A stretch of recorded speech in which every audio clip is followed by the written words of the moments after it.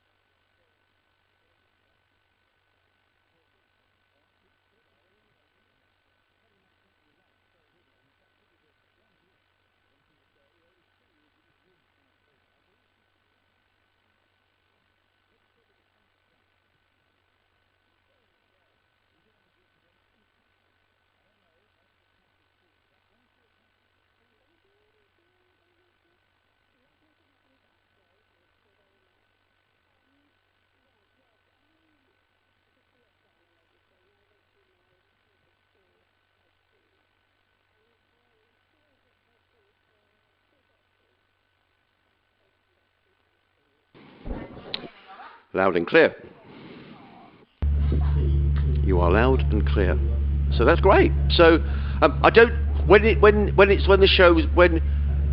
Oh, there's a buzz in the background. That might be my microphone actually. So I don't need the cue.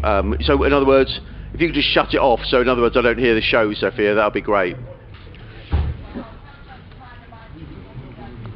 Yeah. Yeah. Yeah. No. And what time is Joe on? From 10 till 2. 10 till, and Sue, are you in all day? Bless you. When's Graham next in?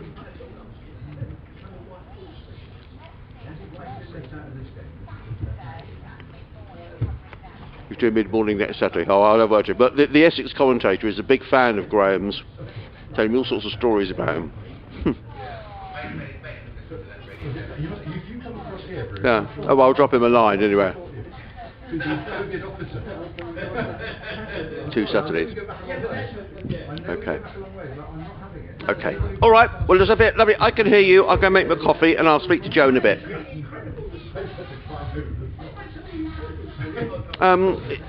No, we start at 11, so it's probably best if it could be turned off. That's probably best, really.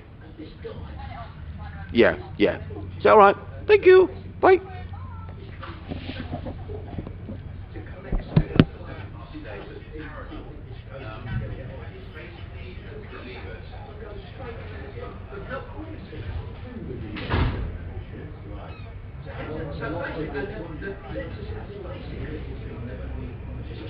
Around the world, you'll never find this nonsense is over.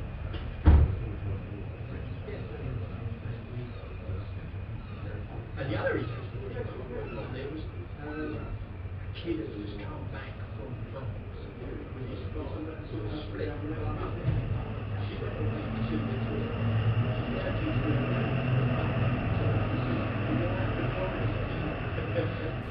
the answer is yes, she will explain that.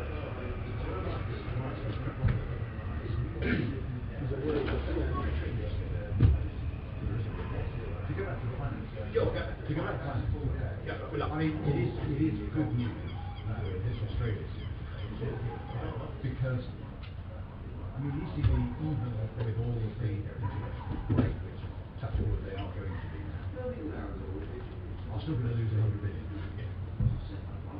But rather than losing 320 million, they're only going to lose 100 million.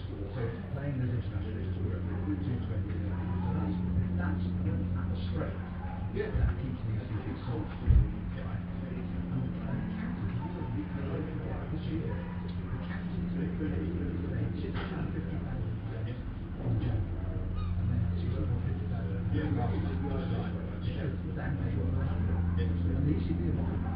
So from 3 years ago, extra this year. Plus furloughing at 3 weeks days, well, actually, no council can shout about and just check. They really can't. Not in the short term. Because it's not because it's used for 4 days a year. In the short term, this calendar year.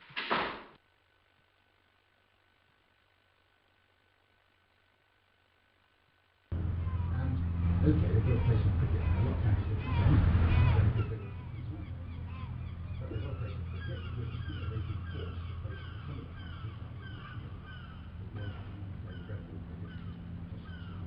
they've been forced to play.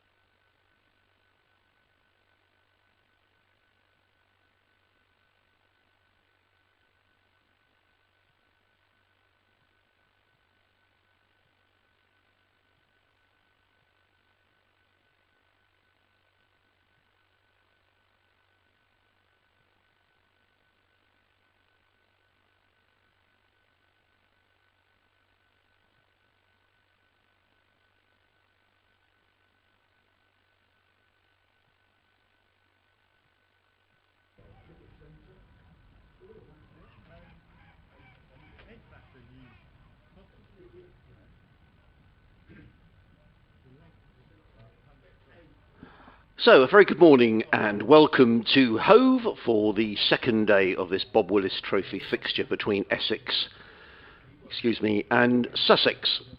My name is Adrian Harms, and Nick Leadhill is my colleague from BBC Radio Essex who will be joining us shortly. The good news is, after only 30 overs were possible yesterday due to a combination of rain and bad light, that we are starting on time at 11 o'clock. The weather forecast, I have to say, is not great, particularly from mid-ish afternoon onwards when heavy thundery showers are forecast, so we'll just have to wait and see. But for now, the cloud is relatively high. There's just a couple of very light pale blue patches of sky above Hove. But we are going to start on time, and that's the really good news as the Essex players make their way out from the gazebos that are set up in front of the main pavilion. That's where the visiting players are getting changed, whilst the Sussex players are up in their normal dressing room on the top tier of the pavilion changing rooms. So the score overnight, for those of you who missed it yesterday, Sussex 93 for 2.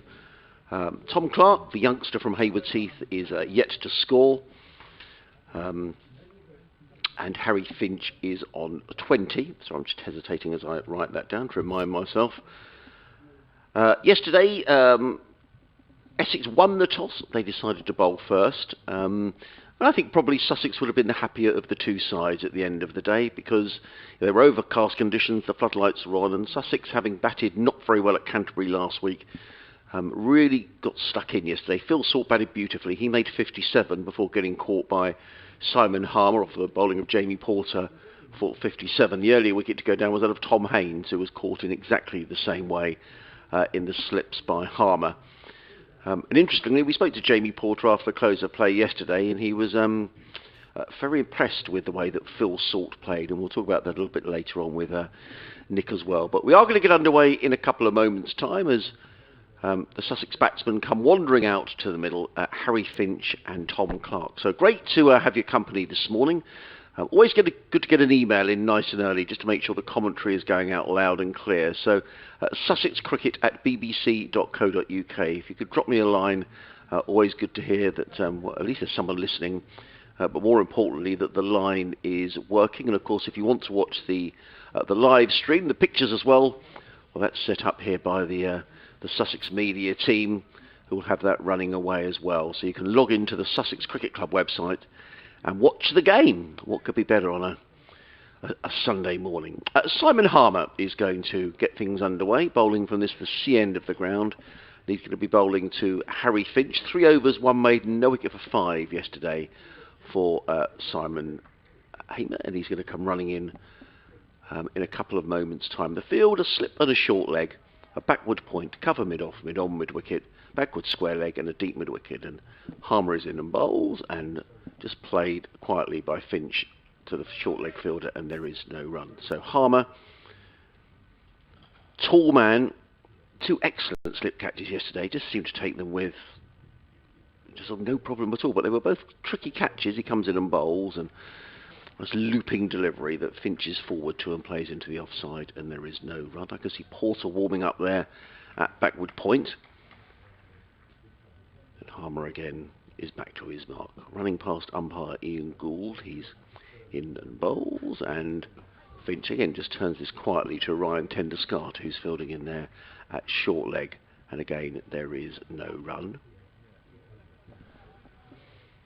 Just the 30 overs possible yesterday, and then it was really, it was more bad light. The floodlights were on, but it was very gloomy, but then some drizzle, and that pretty much was curtains for the day as Harmer is in and bowls, and Finch yet again just played into the onside and fielded by Tenderscott. He's very close in there at short leg.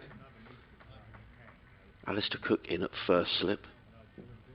Porter at backward point as in comes Harmer again and bowls, and Finch looks to turn that one down the leg side. Well taken by Adam Wheater, and that kind of been far away from the leg stump. The reaction from Harmer was that his head in his hands for just a couple of moments, but he's very quickly back to bowl the next delivery. 98 overs today. We get 8 added from yesterday as Harmer is in again and bowls, and Finch is solidly forward, plays it into the offside. So we start off the day with a maiden over, and Simon Harmer 4 overs, 2 maidens, no wicket for 5. Sussex so far haven't added to their overnight total.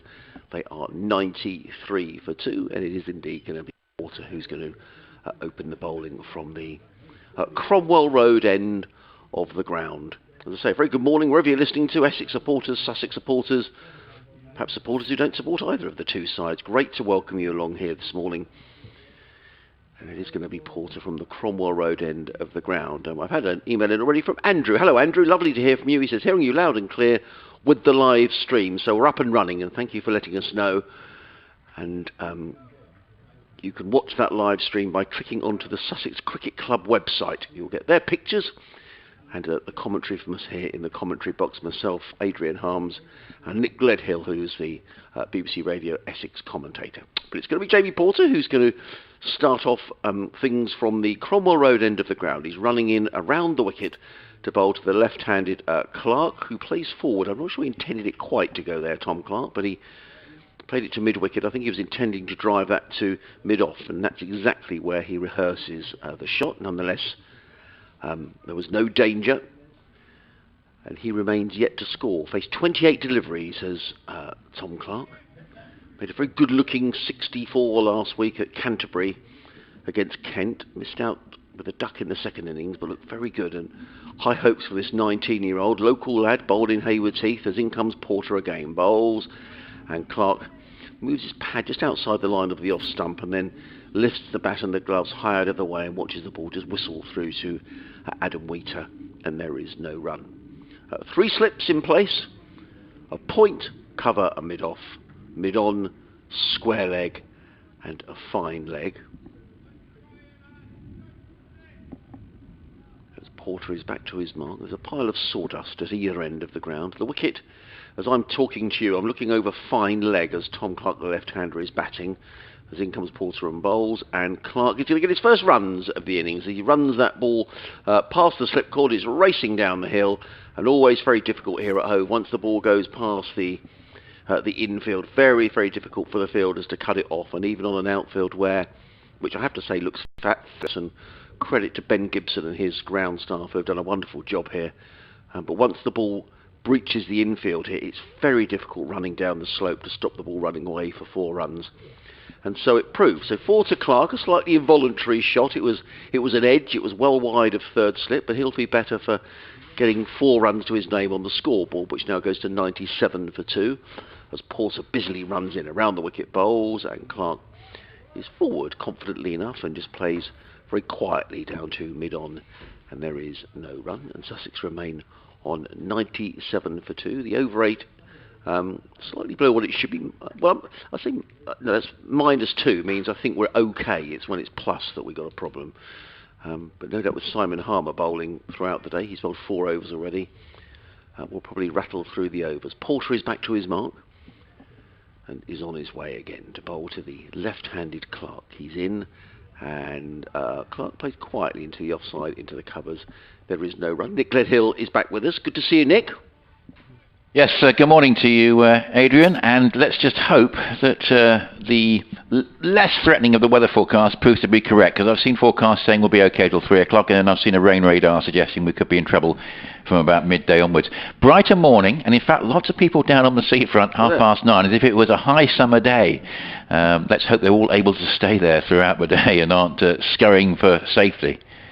In comes Porter, final ball of this, the second over of the morning. Bowls to Clark, who's works his way across his stumps and just plays quietly into the offside. So, just 4 runs added this morning, all of those to Tom Clark, an involuntary edge down to third man, but he'll be happy enough, and he's looked very secure, has young 33 balls for his 4 runs, 97 for 2, Sussex, on BBC Radio Essex and BBC Radio Sussex. We've got to do an update for the listeners on BBC Sussex, and then we'll give you an update in a minute's time, and then I'll bring Nick back in on commentary. But for the time being, it's going to be scores up.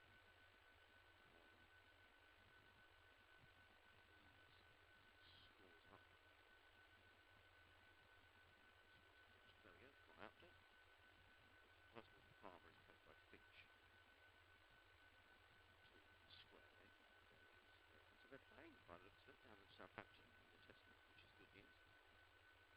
But delays and a lot of praise to the game this morning. the offside. Harry Finch is good run.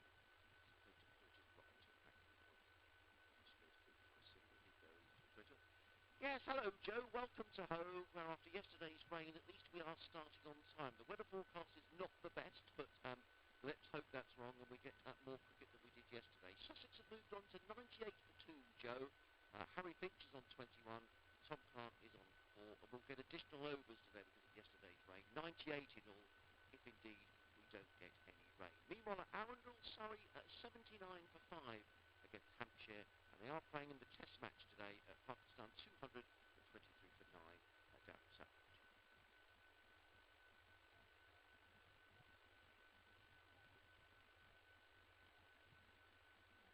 Yes, I know, and making a nuisance of herself, Joe, and trying to do things like DIY very unsuccessfully, so I think she's very glad I'm out of her hair and at the cricket, to be honest. Thanks, Joe, as Harbour comes in and bowls to Tom Clark. 98 for 2, Finch for 21, for 4. Round the wicket bowls and played by Clark to the wicket. There is no run. It is the end of another Simon Harbour over 98 for 2. They'll cut the music off, which is great. Let me properly introduce Nick. So good to see you, Nick. So you're taking lots of people down on the sea. Well, yeah, I just went for a walk down there. I was surprised how busy it was for 9:30. People swimming, but as if it was a glorious day. But I suppose in comparison to yesterday, this morning was. The cloud is higher this morning, and at the moment it's actually set quite fair. We've got little bits of blue sky, higher cloud. That the snag is that one or two of the radars are suggesting that we could have problems fairly imminently with rain coming up from the English Channel. So let's just hope that isn't going to be the case, and that the let's say the more optimistic forecasts, which are suggesting that we could be okay until mid to late afternoon, bear fruition. But it wouldn't be surprising if it does start to cloud over considerably in the next hour. 98 for 2. I think Essex slightly disappointed with yesterday, and they'll be looking to make some early breakthroughs this morning. 3 slips waiting, as Porter, who was the biggest threat yesterday, got the 2 wickets, bowls, and Finch just covers up and plays defensively up towards mid-off. Finch could have been out 2 or 3 times to Porter early in his innings, settled down with a couple of boundaries off looser Porter deliveries, and has looked a little bit more secure since. Yes, he has. In fact, funny enough, yesterday evening, J.B. Porter came and spoke to the press, and it was good to hear from him. And never met him before, never spoken to him before, but I say he was very good. And he said, much as you said, he felt that didn't quite hit their straps yesterday, Essex. Yeah, here he comes, Cromwell Road end. Both lovely delivery, cutting back into the right-handed Finch, who just about keeps his bat inside the line there. I think he handled that quite well, Finch, actually. Goes to prod the pitch. There wasn't too much of that in the early overs yesterday, but just a sign that he was surprised by that one. Good carry, and I think it just shaped back into him as well. Yeah. Awkward delivery, but I think he handled it pretty well. He did. Interesting as well, I asked him about Phil Salt yesterday. I said he bowled a lot of opening bats, and what did you make of Phil Salt? And he was very impressed, particularly with his time. It was a lovely innings from Salt yesterday. It was almost Gooch-like in the way he was looking to sort of dominate the attack as an opening batsman, as off the back foot Finch plays just square into the offside, and there is no run. Various ways you can contact us on our Essex mediums. We've got essex.sport@bbc.co.uk, at BBC Essex Sport, and I'm at Nick Ledhill on social media. And yours, Adrian? Yes, Sussex Cricket at bbc.co.uk via email, or you can tweet us at BBC Sussex Sport. And I think Harry Finch was playing in the game we talked about yesterday, the one at Colchester in 2016, the last meeting between these two sides, as this is played away up into the covers by the aforementioned Finch. I've got a feeling actually both of these two might have been. We'll have to dig out that scorecard again. Sorry, the game at Colchester in 2016. Harry Finch played in that game. Yeah, I remember it because he broke his thumb. Yes, I've got a feeling these two were both playing, both a bit younger then. Harry Finch, he was fielding in the slips, and he got a nasty break, which kept him out for the rest of the season, actually. So he wouldn't have good memories of Colchester, but sadly, from his point of view, he would know he wouldn't have to go back there, as the way things have panned out. 98 for 2, it's a lovely delivery and out, and caught by Cook at first slip. It just drew Finch into the stroke. Lovely piece of bowling by Porter, and it just leaving the right-hander just shaping away, drew him into a stroke, and a really comfortable waist-high slip catch for Alistair Cook, 98 for 3, and that's the start that Essex want this morning, because they just slightly underperformed yesterday. Sam Cook not available, we think, because of restrictions on the number of overs he can bowl because of his age in terms of consecutive games, so that's why he was an enforced absentee. But Porter really stepping up. He's got all three. The first two to catches, and good ones as well from Simon Harmer. That a very nice straightforward catch for Sir Alistair Cook. It's seen the back of Finch for 21. It's 98 for 3. Yeah, and I have to say, having got himself in, Harry Finch, he was very, very sketchy yesterday morning, or yesterday afternoon, I should say, but he managed to survive, but he'll be really disappointed with that shot. I mean, it was, you know, Porter is a quality bowler, but it didn't look to me as if it was a very good shot. Looked as if he was sort of rather leaving his bat out. It was leaving him, but he was drawn into it, wasn't he? He could have possibly left it alone. Yeah, and actually all three Sussex batsmen really, as well as Phil Salt played, I think he would have been disappointed with the shot that he played. But so often this season, or so often actually with Harry Finch, he gets a start, but then doesn't go on. So he's out for 21, made 60 odd last week at Canterbury, but I think he'll be just disappointed to get out in the way he's got out. And it was a very straightforward catch for Cook, who never looked like dropping it. Forecast a little bit later on in the match is a bit better. Tuesday didn't look too good at all yesterday, but they've improved Tuesday. They've given it a new better bill of health in terms of the forecast for Tuesday. And tomorrow it's again sort of similar day, lots of showers around. And it depends what forecast you believe in terms of today, because I've seen various different forecasts from different places. So let's hope the least pessimistic one, which is basically that we'll play till 3 or 4, is proves to be right. Here comes Porter coming into bowl, and that's a nice delivery straight up to Ben Brown, and beats him outside the off stump. Now, I'll tell you what, we mentioned the two Bens who scored hundreds for Notts yesterday. We could, from a Sussex point of view, do a third one over the weekend, Adrian. That would be very useful for Sussex. Clark 4, Brown no score, 98 for 3. We could, and from a Sussex point of view, Ben Brown has been the mainstay of the batting for the last 2 seasons. Without him, Sussex would have been, they would have messed in many county championship matches, but without Ben Brown, it would have been a whole far worse. He passed 7,500 first-class runs last week, Ben Brown. He's made 18 first-class centuries. It should have been 90, but he was up at 98 last week. And he averages the best part of 40. So he's a very, very fine batsman. In comes Harmer around the wicket bowls, and forward comes Clark. Very slightly square leg, there is no run. You just had a tweet saying that your mic level was a bit low, was it, Adrian? So I don't know. I've just tried to turn that up. Won't do any damage? No, that's no problem at all. My apologies if you couldn't hear. Harmer in the sunglasses with a slip and a short leg and a short extra cover comes in around the wicket bowls. Clark is forward, plays onto the offside. There is no run. Thanks, Diane, for that. Hopefully, just hearing Adrian a bit clearer. Good morning, everyone. Yeah, sorry about that, Diane. Interesting here because what Harmer is doing, I mean, he's in his 6th over now. He's only conceded 6 runs, so they've really got control here, Essex, this morning. As Harmer is in round the wicket bowls, and Clark cuts or attempts to cut and misses out, taken by Wheater, and there is no run. He was looking to cut that one away. He plays that shot very well, Tom Clark. Picked up some runs last week down at Canterbury, playing that shot very nicely. The fielder at backward point's been bothered by a wasp, I think. Look. As in comes Harmer bowls, and Clark again looks to work this one backward at point. And again, there is no run. Who's that? There's somebody getting annoyed about something. Is that Porter? This is at backward point. So looking at that, that's going to be Brown, who's just there at the moment. Look, he was flicking away at something in the air. Harmer round the wicket bowls. Outside the stump taken by Wheater. Again, there is no run. Interestingly, Beard there at a very short cover. Just in front of square, that's 15 yards or so from the bat, looking perhaps for just a full shot in the air. Yeah, here comes Harmer again, bowls and forward. To the offside, there is no run. It is the end of another over from Simon Harmer, another maiden over. 6 overs, 3 maidens, no wicket for 6. As accurate as ever, he hasn't picked up a wicket so far, but I would imagine there's not too many games where Simon Harmer has played for Essex that he hasn't picked up any wickets, because he's been terrific for them.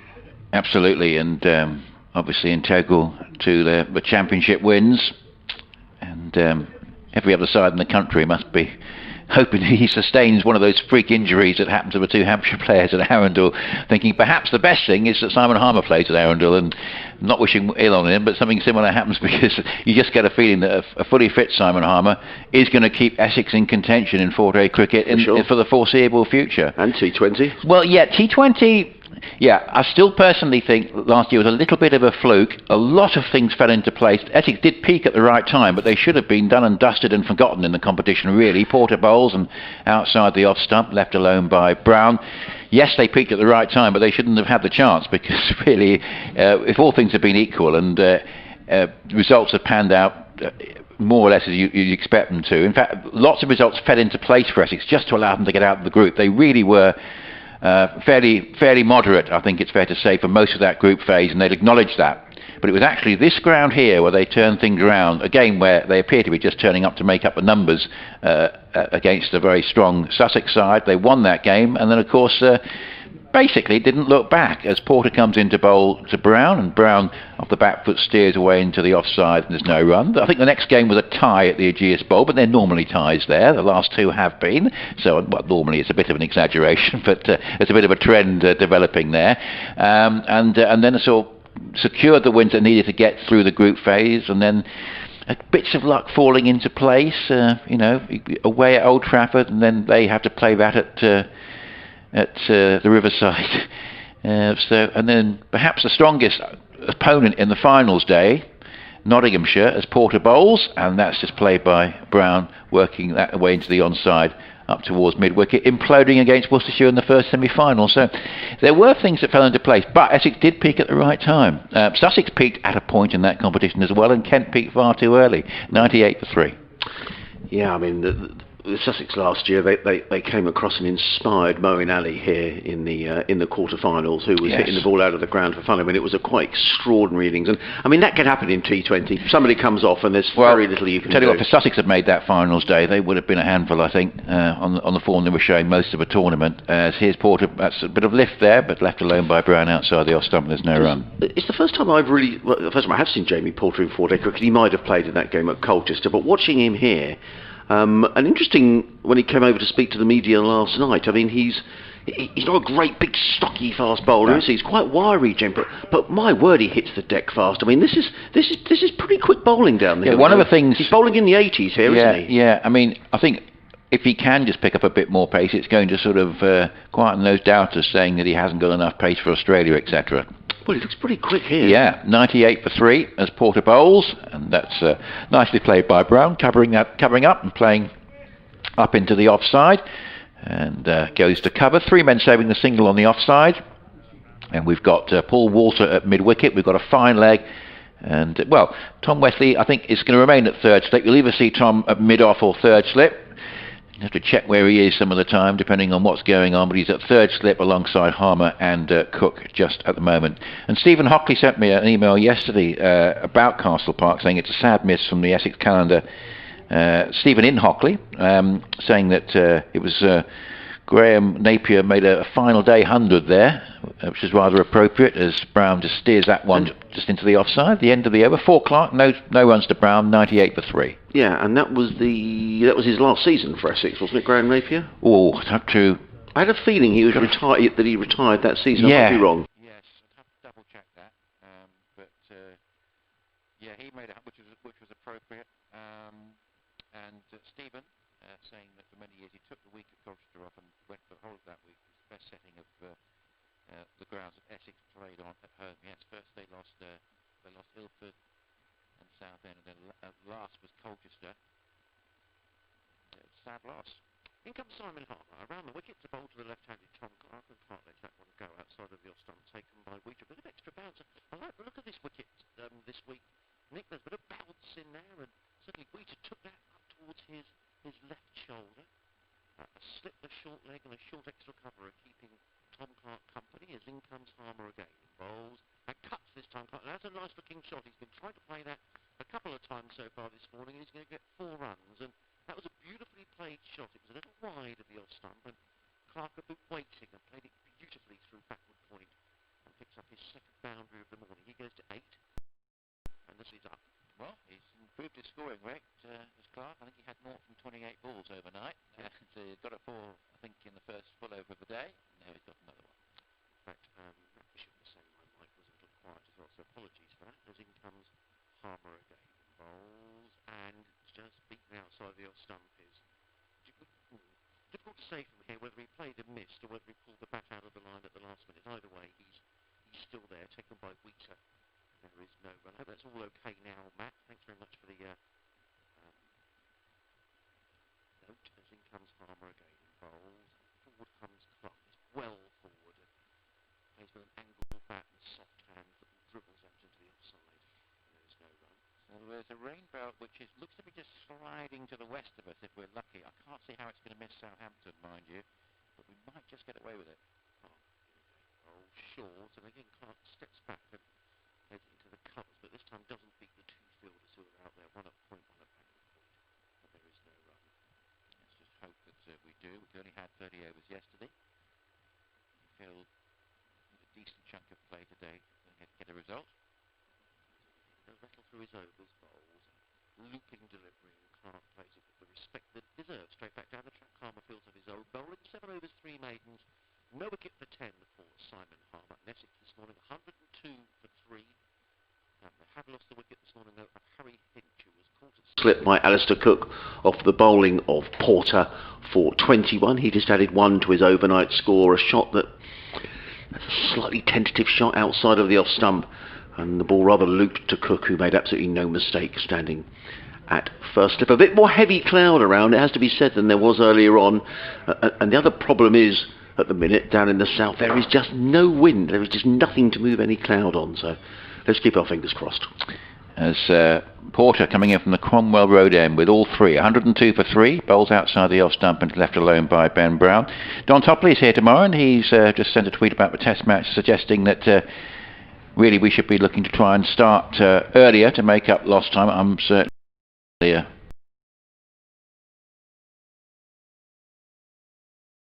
before 11 o'clock because of higher charges, with the peak hour fares on the underground and other train services, but I think they are missing a trick slightly, particularly in the height of summer. 102 for 3, and that's just played nicely off the front foot by Ben Brown into the offside. I heard Nasser Hussain, a clip of Nasser Hussain on the news, berating the fact that it hadn't rained much really in Southampton, and they'd only had about 80 odd overs in 3 days. And I do think there's a case for, I quite like the idea of 10:40 starts and 2-hour 10-minute sessions, just to encourage the bowlers to bowl the overs. I just think that cricket is an entertainment business, and you pay to go and watch a game of cricket, and I think maybe cricket's got to change its stance on this light, because it's getting ridiculous.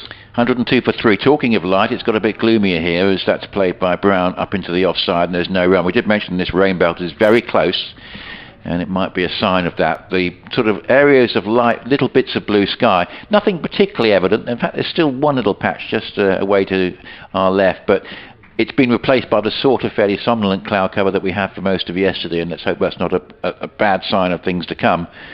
102 for 3, but carries on like this. I'll be thinking about those floodlights again, and as we speak, they've not only thought about them, they've switched them on. 102 for 3. Here comes Porter with 3 slips waiting. Bowls. Ooh, that one just lifts a little bit off a length, and it's really well played by Brown with soft hands. He actually plays it to his namesake on the Essex side at backward point, but it was virtual namesake, just the odd E missing. But it was very well played indeed by Brown. That just rising off a length and just steered it down to backward point. 102 for 3. Well, it really was well played by Brown, and it was quite nice. Jamie Porter smiled at Ben Brown there as if to say, well, not quite sure where that one came from, but mutual respect, good delivery, and very well played by Ben Brown, as you say. 3 slips, 3 stepping, 1 on the offside, 2 on the leg side, and a fine leg. And here is a delivery which is played by Brown, not where he was intending, but he's going to get a couple of runs as fine leg runs round to pick up Aaron Beard. I think he was trying to play that much straighter, but it's come off a thickish inside edge. Off cutter from Jamie Porter, but in the end negotiated along the ground past the square leg umpire for a couple of runs to get Brown off the mark, and it's 104 for 3. A couple of emails have come in on sussexcricket@bbc.co.uk. Thank you very much. Clive's is the first one, which I'll read at the end of the over. But so you can please send in your emails. It's great to keep Nick and I company throughout the day as the floodlights again flicker a little more into action. Here's Porter again from the Cromwell Road end. Bowls a delivery which Brown makes a late decision to leave. It keeps slightly low. It's outside the off stump. Must have just been a little bit fearful of what would happen there. Pakistan 236 all out. Stuart Broad 4 for 56. James Anderson 3 for 60. You hear either of them being interviewed and they'll both say, I should be in the best side and so should my mate. Maybe they'll be saying that for the next 3 or 4 years. Clark 8, Brown 2, 100. Hello Adrian, your summary about our batting against Kent was spot on. I felt the batting missed out on going big, although the lack of an attack shorn of key men affords some latitude for our lack of threat, which Kent took full advantage of. We beat Hampshire well and we done relatively well against the much vaunted First Division champions. As in comes Harbour, bowls to Clark, who's forward and plays down the onside of the track, and there is no run. He said, if we learn from facing First Division teams, we'll service Sussex well for the next year, and maybe we'll adapt it to whatever the new normal will be. In comes Harbour, bowls again, Clark forward, plays down. Harbour builds up his own bowling, and there is no run. Not much time to talk between Simon Harbour's deliveries, so I'll finish off Clive's email. Thank you for the live coverage this year. Good luck for the future. The live county cricket coverage, my regards to you. Clive Jacobs, what a kind email. Thank you, Clive. Great to hear from you. As in comes Harbour again, bowls, and Clark again solidly forward. There's quite a short leg, and there is no run. Slip of a short leg, a short extra cover by the fielders around Tom Clark. Then there's a backward point and cover mid-off mid-wicket. And a backward square leg. Harbour already back to his mark. It's really quite gloomy now. Comes in around the wicket, bowls. Clark drives. 2 short extra cuts over by Brown. There is no run. Then there's a darker cloud that seems to be drifting in from the direction of the sea end of the ground. It's a little lighter to the north of where we're sitting. As in comes Harbour again. Around the wicket, bowls. And there's a good judgment outside of the stump. Just turning away with the spin taken by Wheater. Again, there is no run. Remains 104 for 3. Essex have already got through 9 overs this morning, which is terrific stuff. Helped by Harbour, who's on his way again. Bowls. And Clark again looking to work that one away towards backward point, which he does do so, but there is no run. It's the end of another maiden over from Simon Harbour. 8 overs, 4 maidens. No wicket for 10. Sussex are 104 for 3. Tom Clark is on 8. Ben Brown is on 2. Andrew's been in touch. He said, bizarrely, the commentary is fine at Porter's end, but when Harbour is bowling, it becomes inaudible, presumably something to do with the link to the camera. He says, it's raining on the Isle of Wight.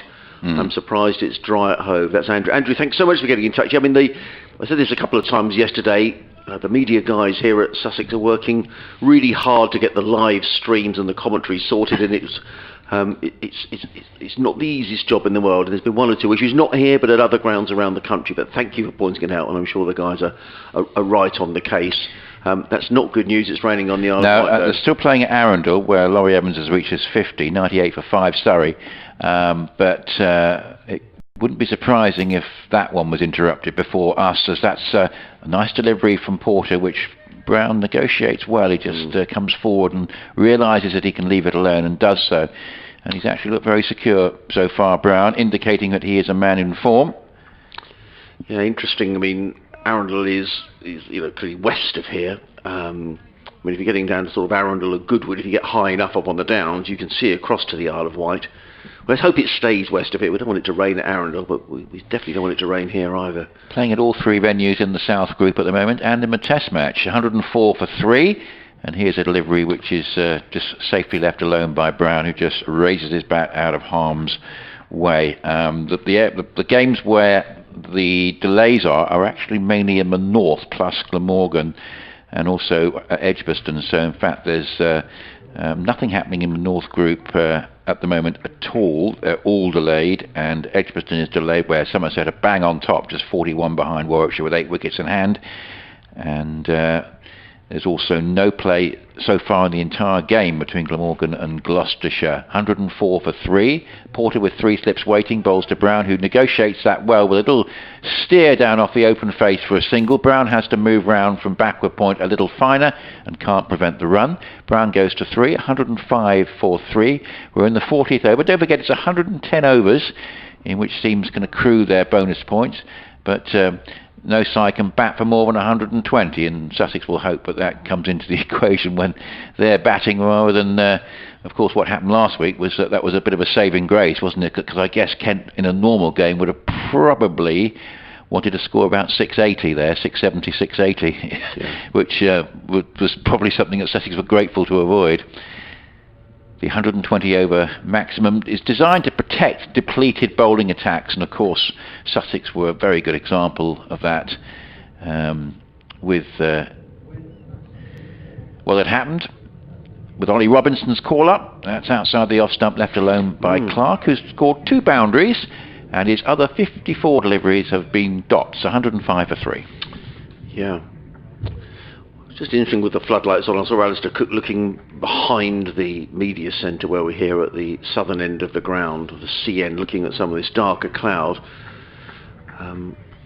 But there was an interesting article by George DeBell this morning about light, and I just think it really does need to be looked at, doesn't it? Because people aren't going to pay to come and watch cricket if it's not on. Porter bowls, and this is steered back down the pitch by left-handed Clark quite nicely. Front pad, bat and pad together, front foot down the pitch, right off the middle of the bat. Nicely played. He's actually looked quite secure in defence, Clark. Just the 2 boundaries, but he's hanging in there, which is important for Sussex at this stage. 105 for 3 with 2 men relatively new to the crease.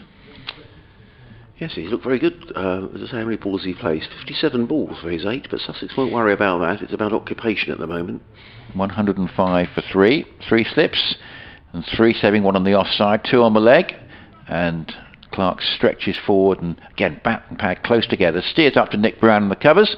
There's no run. Floodlights shining brightly, and well, at least we've got some play this morning, but how much we're going to see, it remains to be seen, because we know there's rain very close in the English Channel. 105 for 3, Clark 8 and Brown 3. Interestingly, you were talking yesterday about opening batsmen. You were just talking about Graham Gooch. Now, Graham Gooch is an opening batsman that invariably would seem to me would take the attack to the opposition. And it just reminds me a little bit of, or made me think a bit about Phil Salt. I'm not advocating, that Phil Salt should be opening the batting for England, or he might do at some time in the future. But one thing that Phil Salt does bring you is that Gooch attacking angle to an opening partnership. And while Sibley and Burns are the established England openers, and they're doing a reasonable job, what am I trying to say here? Sometimes could they be...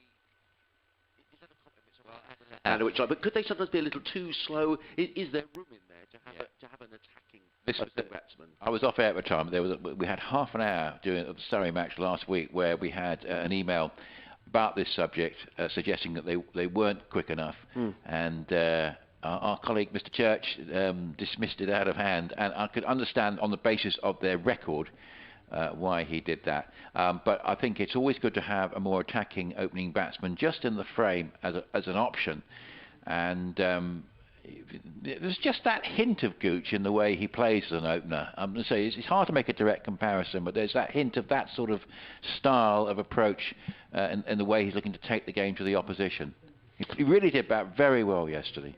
In comes Harmer over the wicket to the right-handed Brown, who looks to pull this one down towards fine leg. I think he probably got something on that Ben Brown, or has it gone away for byes? We shall see. That run away for 4 runs. So he did get a little tickle on that, did Ben Brown. He goes to 7, and Sussex to 109 for 3. An ill-directed delivery by Simon Harmer. Saying that too often. Dan Norcross mentioning that the follow-on target remains 200 in the Test match, so England would need to get 87 rather than 37. But I'll come on to that follow-on topic actually at the end of this over regarding this format. In comes Harmer and bowls, and Brown just plays quietly to short leg. There is no run. Just a slip and a short leg, the close fielders. Backward point, cover mid-off, mid-on, mid-wicket. A backward square leg, almost a fine leg, a short fine leg, and a deep mid-wicket. As in comes Harmer, floodlights on, round the wicket and bowls. Brown stretches forward, plays quietly to Tenderscarter, who's fielding in there under the helmet at short leg, and there is no run. Simon Harmer is 9th over, just conceded 14 runs so far. He's already back to his mark. Comes in off 1, 2, 3, 4, 5, 6, 7, 8 paces and bowls, and Brown is solidly forward, plays into the offside, and there is no run. Good examination this for the Sussex batsmen. I mean, this is a strong Essex side, First Division side, County Championship winners last season, won it 2 of the last 3 seasons. So, in comes Harmer, bowls, and Brown is down the wicket, driving, and he's going to get 4 runs. Ben Brown, very nearly a 6. He used his feet, got down the wicket, and clipped the ball nicely over mid-wicket for 4 runs. And it was only within a couple of feet of being 6 runs. Nicely by Brown. He goes to 11 and Sussex to 113 for 3. Yeah, it's a good shot and indicating a man in form, and clearly he's going to be important for Sussex if they're going to get 250, 260 plus. I think Essex will be hoping to keep them down below that. Harmer again over the wicket bowls, and Brown just plays quietly to tender scarter at short leg. Again, there is no run. This is the end of another over. Ian Gould doesn't look particularly happy. Does he? He's wandering in the direction. I do hope we're not going to go off the bad line. No. He's having a word with Adam Wheater, I think, the wicket keeper. So hopefully we're staying as we are. Yeah, no, he's not. He's not having a word to his fellow umpire Mark Newell at the Cromwell Road, and then we're staying out. That's good news. 113 for 3. Brown on 8. Sorry, Brown on 11. Clark on 8. Yeah, still playing at Arundel. Keep an eye on that one. In terms of the range, Surrey 115 for 5. Laurie Evans completely dominating a partnership with Jamie Smith. He's 64 and out from 76 balls. That's a terrific performance from Evans there. And it's rescued Surrey from a very difficult start in that game. 3 slips waiting as Porter continues, goes round the wicket, and Clark covers up well and plays up to mid-off, and there's no run. So Clark, 57 dot balls, 2 scoring shots, 8 runs. But him being there is the key thing at the moment from a Sussex point of view. Yes, this follow-on thing, the one that they've changed some of the regulations for this season. So 8 points for a draw on the basis that I think the idea was that there might be more rain around, and certainly wasn't the case the first couple of rounds, but it is on this occasion. I think it might have been to try and encourage sides to fight for a draw, or just recognising that obviously rain could have a bigger impact on a 5-match tournament, as that was down the leg side, and the first loose delivery of the morning from Porter, and just missing out there. Clark going on a leg glance. I think he would have got 4 if he just got some bat on it, but he'd missed out, and he stays on 8, 113 for 3. But the one regulation I don't like is follow on 200 rather than 150. I just can't see that at all. Why not let the captains decide? Because you could have a situation where a side is well behind in a game. Let's say lunchtime on day 4, Adrian, which a rain-affected game. Porter round the wicket, comes in to bowl, and just covering up again. Clark plays to the left hand of Nick Brown of Paul Walter rather this time at cover, and there is no run. Brown just clapping his hands. In conversation with the umpire at the moment. 113 for 3. Clark 8, Brown 11. Just the one man out this morning. And that was Finch for 21, caught comfortably by Cook at first slip. And Porter's 3rd wicket, he has all 3 for 43. Comes into bowl now. And this is all very nearly edged through to Wheater. Was beaten by that one. Hasn't been beaten by much, Clark, but he certainly played at that. And wasn't far away from an edge through to Wheater. You could have a game where 380 plays 200 all out lunchtime on day 4, and in a normal game you'd have a follow-on enforced and quite a tight finish. But in this 200 follow-on, well, the game's over probably, because the side who has to bat again can't risk setting a small target, and then the side who are well behind get the extra draw points anyway, so they win twice over. I just don't understand that rule at all. 113 for 3 on a good delivery from Porter, which nips back into a left-handed Clark. It's a good over. Just rolls down off the pad. It's just looked a little less comfortable. Maybe it's to do with the light, I don't know, but just a little bit less comfortable Clark in this over. He stays on 8, 113 for 3, but I can see the 120 overs to protect depleted bowling attacks. That's, I think, a good rule. And I like the idea of the 5-day final, and we can perhaps talk during the day about the future of this format, Adrian, as to whether it might be something that is used for the future as Porter bowls. And here was a compact defensive shot from Clark. That looked better. Back down the pitch, no run.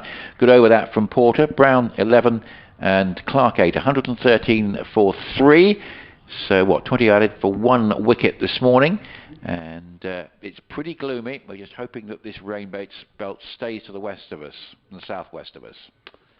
Yeah, 17 overs, 6 maidens, 43 for Jamie Porter. Tom Clark is on 8. He's faced 64 balls, and I think he's played very well. And it's a terrific experience for a young batsman to be facing a batsman of the quality of Porter. So he's doing well. A slip and a short leg are the close fielders as Simon Harmer begins another over from the C end of the ground. He's in over the wicket bowls, and Brown is going to be caught at mid-on, and he'll be furious with himself.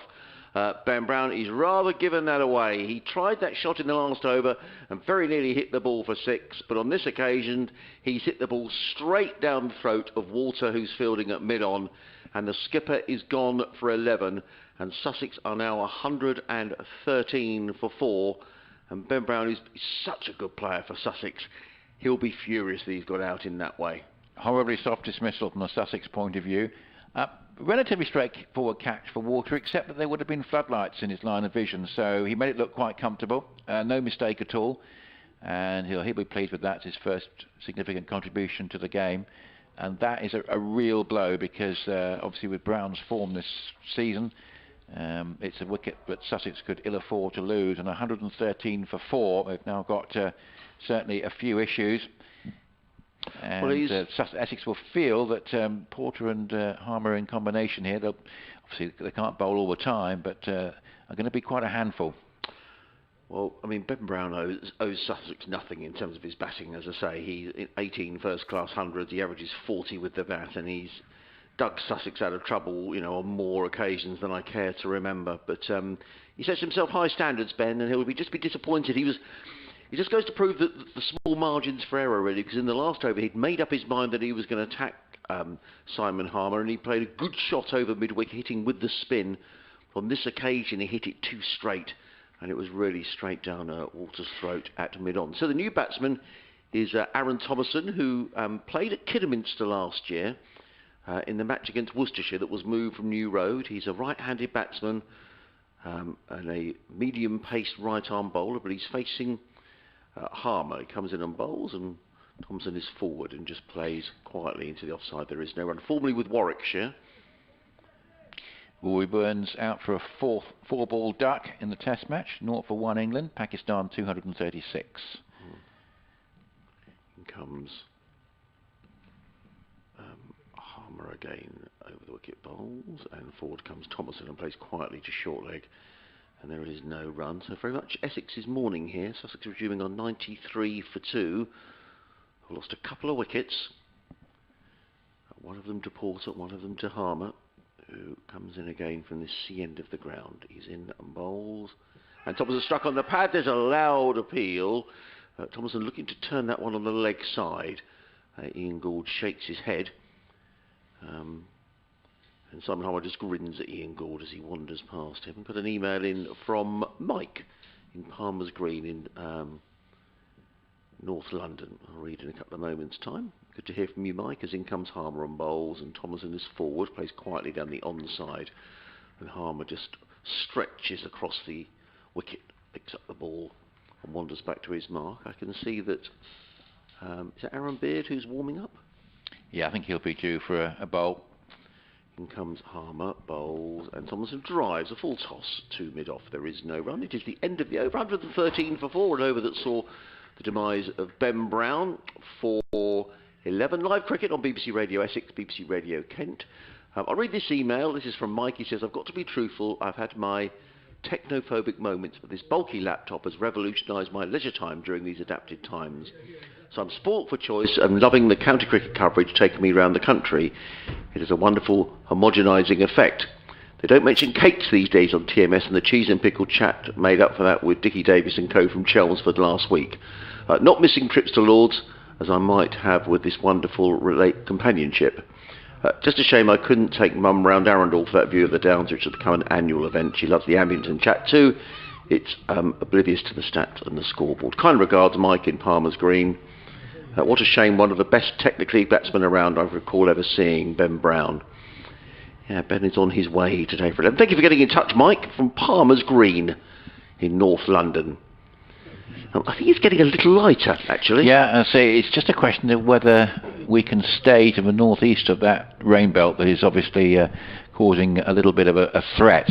So start of the new over, and it's going to be Porter to bowl, and that's just glided round, a little bit over pitched, and glided around nicely by the left-handed Clark for 2, just off the pads, and picked up at deep backward square leg by fine leg running around. But just maybe a chance for Sussex to feel, oh, we've got rid of Porter's opening spell.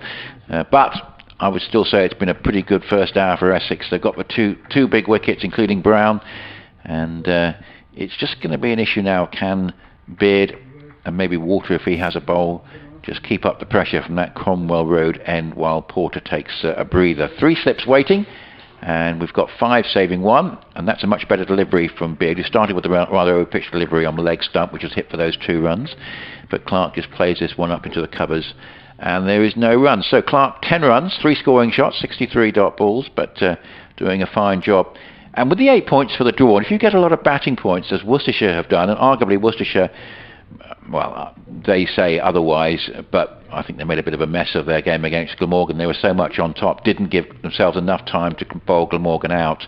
Had Glamorgan, I think, 7 down, and had to settle for a draw in that one at New Road. 115 for 4 outside the off stump, left alone.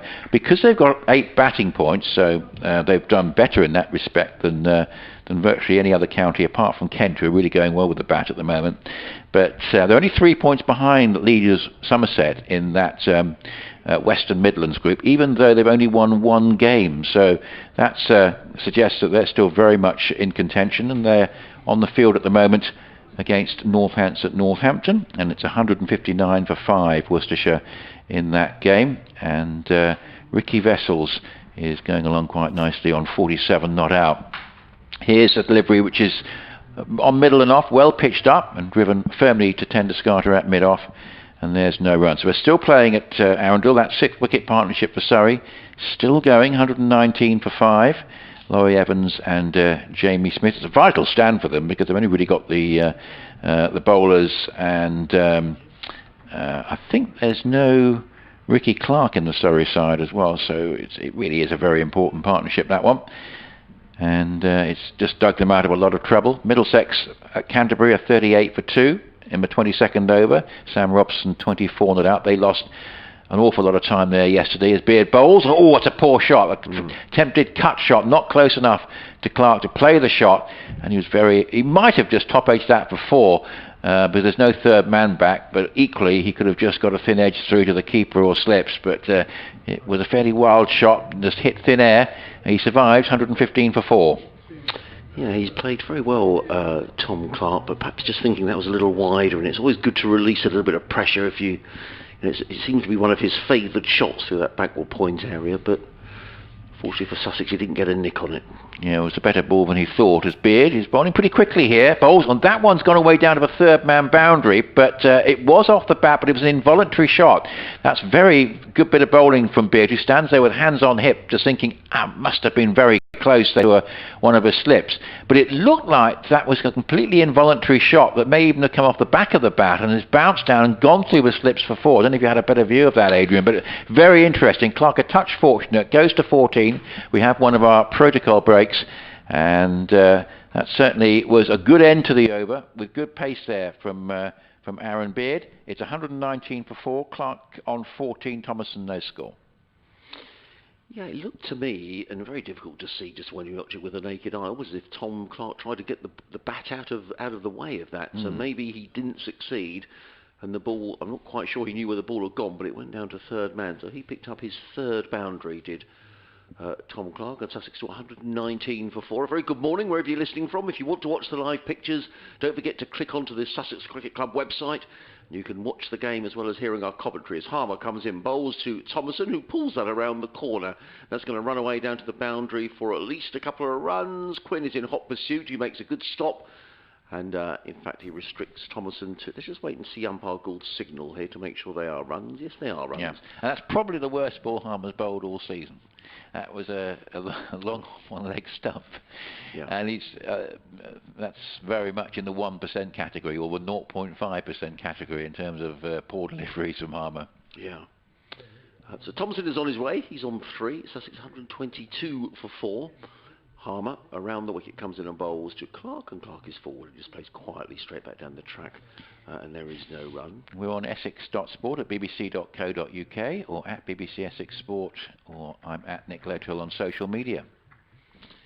Harmer is back to his mark and is on his way again. Bowls up on his toes is Clark, and just plays without timing into the offside, and there is no run. Just a slip and a short leg. There's also a short extra cover right in Tom Clark's eyeliners. That's Aaron Beard who's in there, as in comes Harmer again and bowls, and Clark shows good judgment again, lets the ball pass by outside of his off stump. Yeah, he's 23. Aaron Thomason, born in Birmingham, big Aston Villa fan, so I understand. Be a relieved man. Yeah, in comes Harmer again and bowls, and chopped away by Clark to backward point, fielded there by Brown, and there is no run.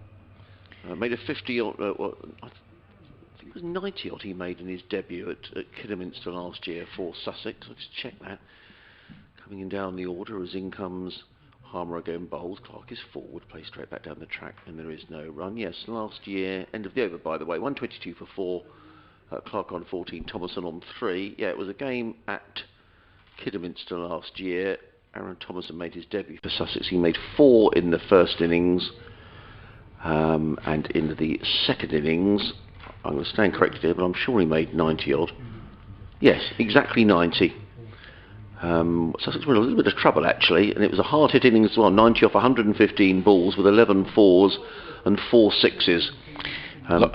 Just to say, Laurie Evans is out at Arundel. He's got more than 50% of the side's runs, and that's not a bad effort for a guy coming in at number 7. 65 from 87 balls. He's LBW to Holland, who has 5 for 35, and Surrey are 120 for 6. Still playing at Arundel. Here comes Beard from the Cromwell Road end with 3 slips and 5 saving 1, with the floodlights on, bit of bounce. He's bowled pretty well so far, Beard, after that loose first delivery, and onto the back foot goes Thomason, and just plays back halfway down the pitch, and Beard picks up in his follow through. And the radar latest, rain perhaps in about half an hour's time. I hope it goes away. Just looking at Aaron Thomason as well, he also played for Sussex against the Australians last year at Arundel. Was that a good, meaningful game? It wasn't the strongest Sussex side. No. The Australians won by 10 wickets. Beautiful weather throughout the game. I think the old county tour matches could soon be a thing of the past. I think they're becoming a little bit discredited at times. As his Thomason steered up towards mid-wicket, and there's no run. I think the last tour from India, and of course they come almost as often as the Australians. They're back, I think, next year. A sort of infamous game at Chelmsford, which I think was reduced to 3 days because I think the Indians found it too hot, which was slightly ironic. But it was a sort of thing that didn't really do the game any good, and I just wonder whether inter-squad matches, of course, was a thing between the touring sides this year. 122 for 4. That was rather forced, of course. This is a slice drive away into the covers, but he kept control of it. Thomason didn't time it along the ground, goes up to Dan Lawrence, but not what he wanted. He was looking to have that shearing through extra cover for 4, but it was a little bit of a slice shot. 122 for 4. It was quite a strong side the Australians had out. Burns opened the innings with Marcus Harris, Curtis Patterson at 3, Travis Head at 4, Will Pukowski at 5, Tim Payne was at 6. 122 for 4. And here is Beard from the Cromwell Road end, bowls to the right-handed Thomason, who actually plays a much more deliberate stroke here off the middle of the bat with no power, and gets a single because it goes into the covers, but he's not putting any power on the shot. It means that Lawrence hasn't got time to, and Lawrence is a very good fielder, but he judged that well, that there was a run there, and called his partner through. So Thomason 4, 123 for 4 with Clark on 14. Then who else played in that game for the Australians? Michael Nesser, James Pattinson, Jackson Bird, Josh Hazelwood, and John Holland. So it was a pretty strong Australian side. Who won at Arundel last year by 10 wickets. Clark 14 and Thomason 4. Clark on strike, and this is a nice delivery from Beard, which he just squeezes away off the outer half of the bat just to backward point, and there's no run. 123 for 4. It was one of those slightly ridiculous games where on the final day Australia needed, something like 12 to win the match, and everyone went, well, I didn't go back, but they went back for 1 over to finish the game. Again, it's one of those rules. I know there's rules and regs, but I just wonder whether the authorities do need to tweak these rules. But that was all a bit silly. Everyone had to come back for 1 over the next day. I mean, that just can't be sensible. At 123 for 4, as Beard comes in to bowl, and that's hit away for 4, just backward a square on the offside. I've still got a feeling he might have been trying to play that in front of square, but he's got good bat on it there, Clark, and he collects another boundary. Again, I think he was going more for the extra cover drive, but he's got it away backward a square on the offside for 4. 127 for 4. He's gone along to 18. Thomason 4. Yes, I think Essex fans next year, if they don't see a tour match on the schedule, they probably won't be that dismayed, because the last one wasn't a particularly great experience. And if you're going to have tour matches, it has to be a proper contest where if you win the toss as the county side and you want to bat, you bat. And if you have a situation where the touring side have to bat, just forget about it and find another way of doing it. Simon Harmer's going to come in from the CN. Sussex to 127 for 4. Tom Clark's on 18. As in comes Harmer and bowls. He's bowled unchanged this morning, and he bowls to Thomason. He plays quietly to mid-wicket, and there is no run. I like it. I like the idea of A sides against touring teams, or maybe regional sides. But well, this was Australia A, but it was a first-class match. Yeah, that's fine. As in comes Harmer again, bowled to Thomason, who covers up, plays quietly to mid-wicket. Again, there is no run. Or England A, but next cab's on the rank against, and that's a sort of, Phil Salt might, be called. It might be slightly unavailable for Sussex, but that's a sort of game that he could potentially play in. In comes Harmer again, bowls. Thomason is forward, plays to backward point, and there is no run. Watching Aaron Templeson at Kidderminster last week, he does like to hit straight down the ground, and with long on and long off up, he might fancy his chances. Well, Walter might be in action again then. Might well be. Catch. Slip and a short leg. As in comes Harmer again, bowls, and Thomason plays very responsibly and respectfully to mid-wicket, fielded by Beard, and there is no run. Yeah, there are a couple of Sussex players. Well, for example, in that game last year, Adam Rouse played for Sussex, keeping wicket. As in comes Harmer and bowl, and Tonneson plays. There's a bit of pad in there, but it ballooned in the air just past short leg. It wasn't a chance, and it may not even come off the bat, but there is no run. 127 for 4. It's not 12 o'clock yet, and this is the 17th over of the morning. Very good, yeah. It shows what you get when you get a spinner on. As in comes Harmer and bowls. Forward comes Thompson, plays straight back down the track. Harmer fields off his own bowling, and there is no run. Yes, so well done, Essex. 17 overs in the hour, could be 18 at the end of this, and if that happened all the time, we'd all be very happy. Yeah. I know that Jason Gillespie talks a lot about over rates. He's not having slow over rates, is Jason Gillespie, and I think that's really good, because I think that's another thing that's it's a bugbear of the game. I think we talked about this off yesterday, but yeah, still the majority of people want 5-day test matches in England. I understand that. But what you can't do is use the over rate argument as like a soft option to say, oh, it has to be 5 days because they only bowl 13 overs an hour. You have to think, when we have paying spectators back, that they have to have value for money. And that's why I think the idea of slightly earlier starts, particularly to miss out, to deal with missed time the previous day, and getting sides to bowl the 90 overs in a day, you've got paying spectators, would be no bad thing.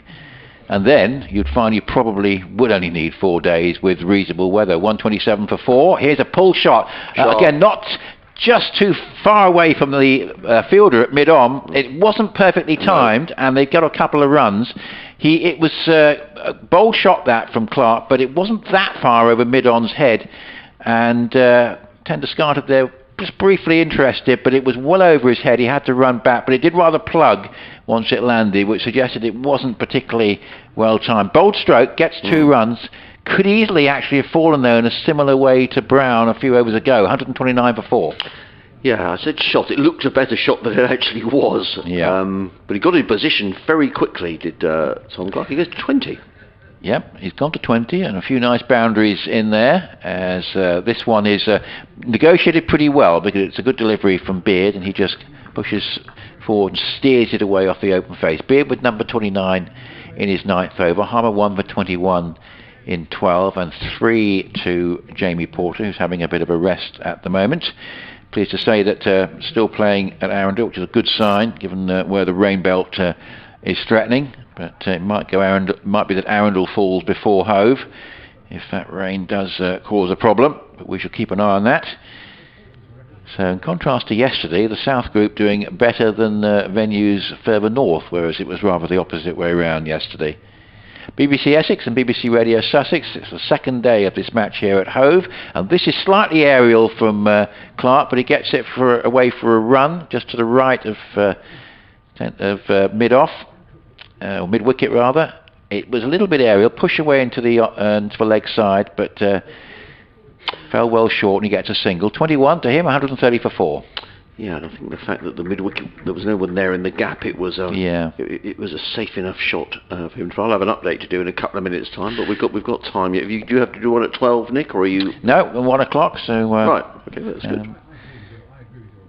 Which is good. 130 for 4, and here is Beard bowling, and that's played stoically and defensively by Thomason up to cover, and there is Ryan.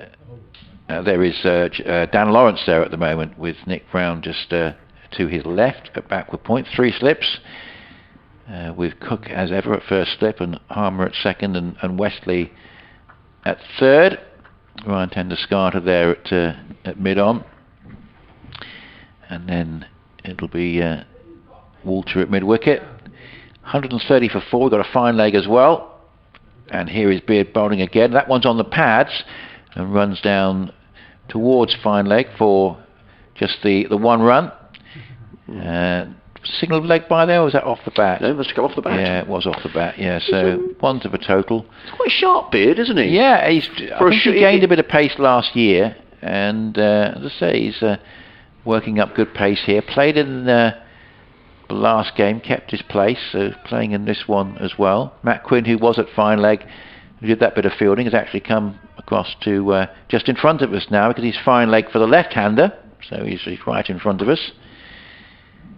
And 131 for 4 as Beard comes into bowl. It's outside the off stump, and good lift, so suggests that it's working up a fine pace, but left alone there by Thomason. So these two just by Clark, well, these two just getting established. 21 Clark and 5 Thomason. 131 for 4 after 2 early wickets going down this morning. Those of Finch and Brown. But Clark has survived. He was 0 overnight. He's on 21 now. Thomason 5. Sussex rebuilding at 131 for 4. And you're listening to live cricket on BBC Radio Essex, BBC Sussex.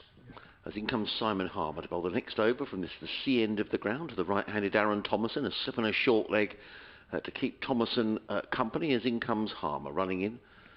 Over the wicket, he's bowled unchanged this morning, and Thomason is solidly forward and plays quietly down the onside, and Harmer fields off his own bowling, and there is no run. I've been really impressed by Tom Clark today. I mean, this is some examination against this strong Essex attack, but he's still there. 21 off 81 deliveries. He's leaning on his bat at the non-striker's end, as in comes Harmer again, and Thomason again plays very correctly into the offside, into the covers, and again there is no run.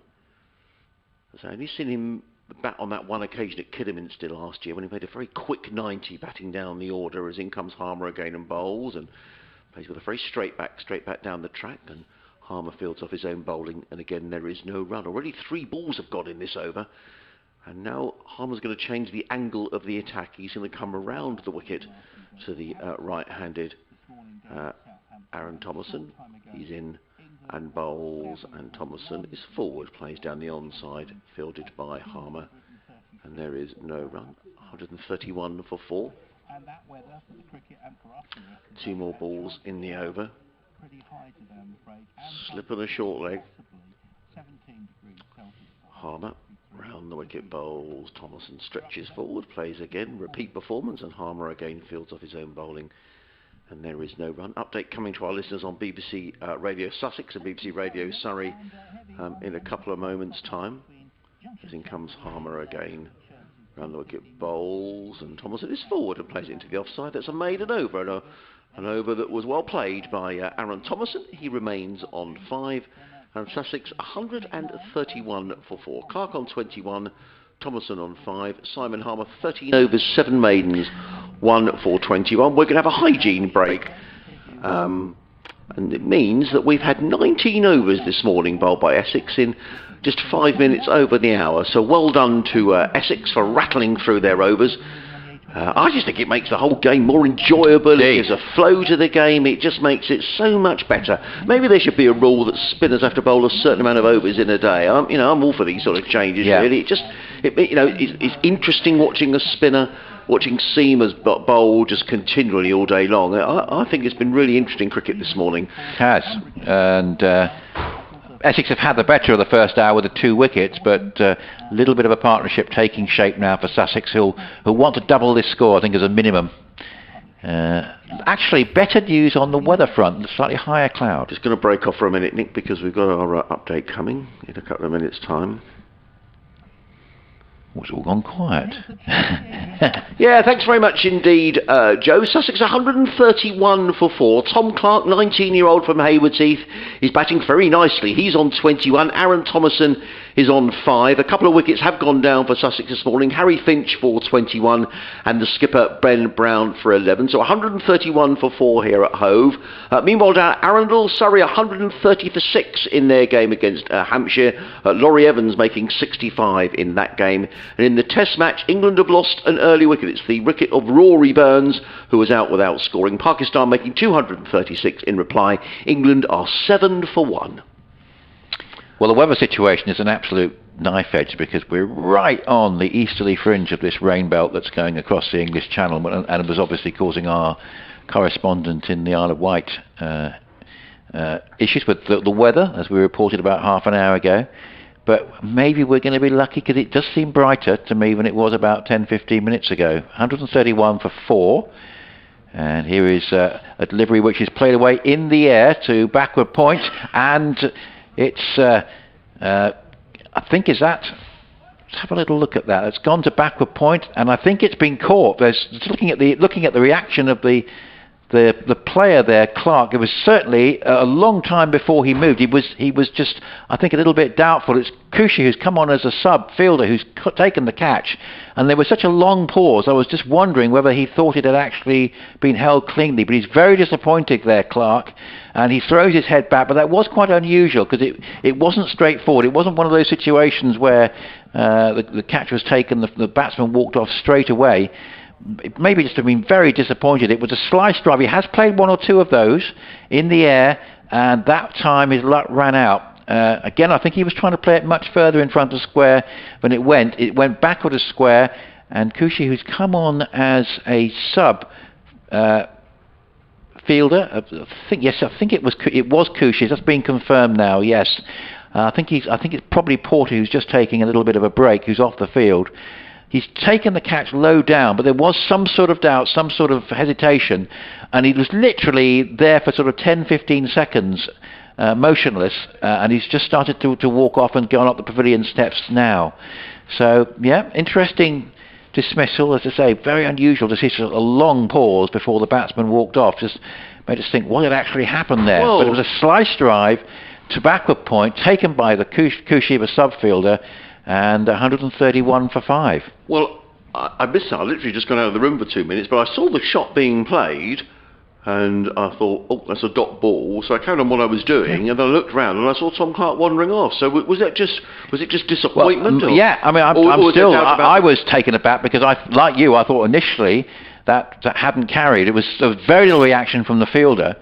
But yeah, it actually has carried to the fielder, and whether there was doubt there or just disappointment, but it was one of those very unusual situations where you saw no evident celebrations from the fielding side, and it wasn't immediately clear that the wicket had actually been taken, and because the batsman hadn't moved, and he didn't move for about 10-15 seconds.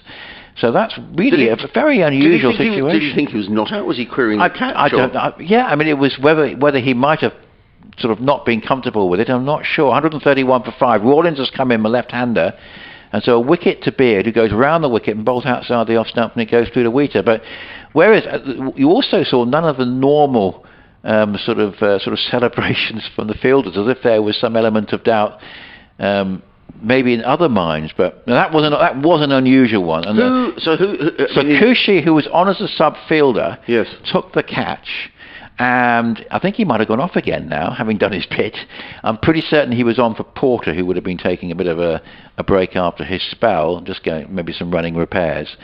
But 131 for 5. So Rawlins has come in. Thomason's still there on 5, and Rawlins will play this one all the way up towards mid-wicket and tend to scatter, and there's no run. So got a wicket to Beard. But to say, it looked like it was a slice drive. I think it was a similar shot to the one that he'd been trying to execute through the covers and had previously been hitting back of the square on the offside of a sort of like the outer half of the bat. That was another instance of that. And this is carried to the fielder, and obviously it's carried cleanly in the opinion of the umpires, but there was a very long wait before he went off. But he has done, and the end of what was quite a promising innings. As here's a delivery which Beard is hopeful of actually getting another wicket, because it's not far away from Rawlins off stump, but he left it alone.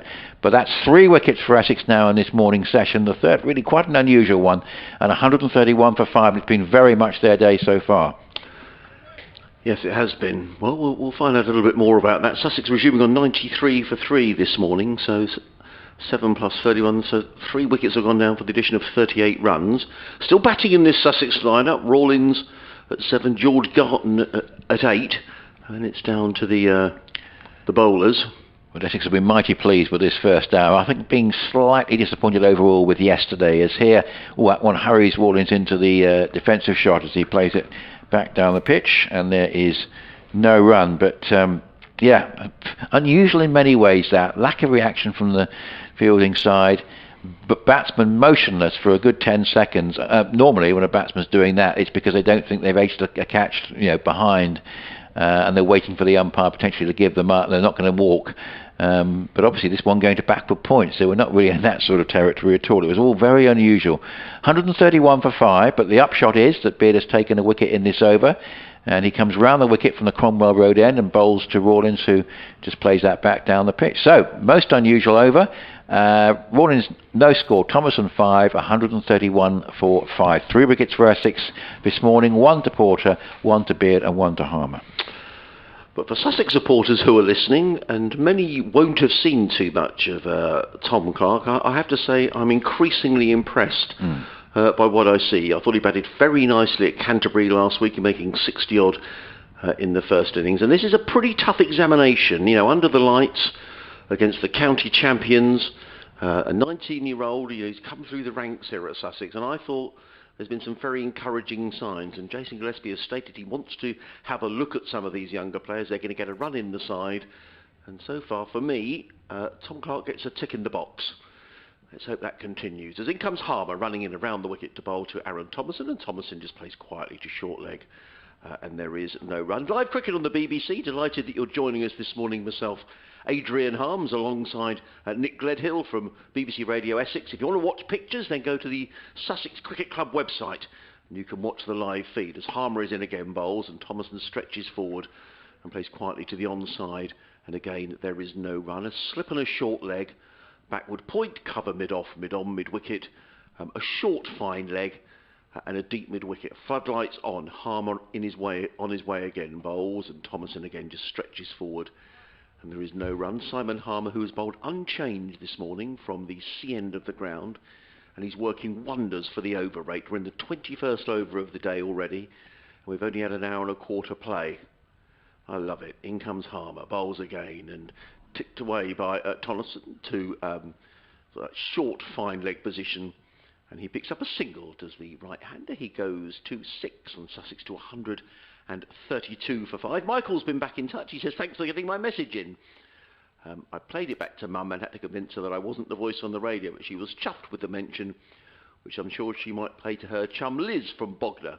If we go to Arundel within a month to commemorate her birthday in the absence of the cricket, I might get my chance. Thanks very much, Mike, for getting in touch.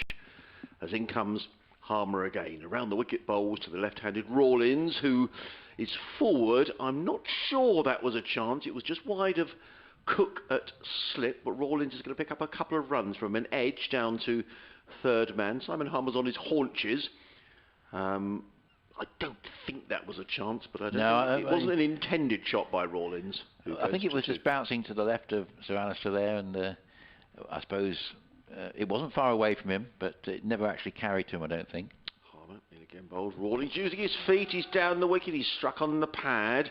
The ball ricochets to backward point, and there is no run. Well, he was looking to have a dart at Simon Harmer then, was Delray Rawlins, but it's the end of another over, and Harmer's figures 14 overs, 7 maidens, 1 for 24. I'm very interested, Nick, that you referred to Alistair Cook as Sir Alistair, and I'm beginning to think that maybe I'm sort of in danger of being dragged off to the tower or something. I call him that every now and again. Do you? But otherwise it's normally Cook or whatever. Yes. But every now and again I'll just Yes, I'd hate particularly if there's anyone accusing him of potentially dropping a catch. If I put in the Sir, it means that perhaps that Yes. it's less of a misdemeanour. Yes. Well, that sounds very, yeah. I've never had the... He won't have the Sir removed for missing that chance. Well, we don't think it was a chance. No, in but the end. I might be in trouble. For No, that. not at all. Not at all. It's just something that I like to put in every now and again.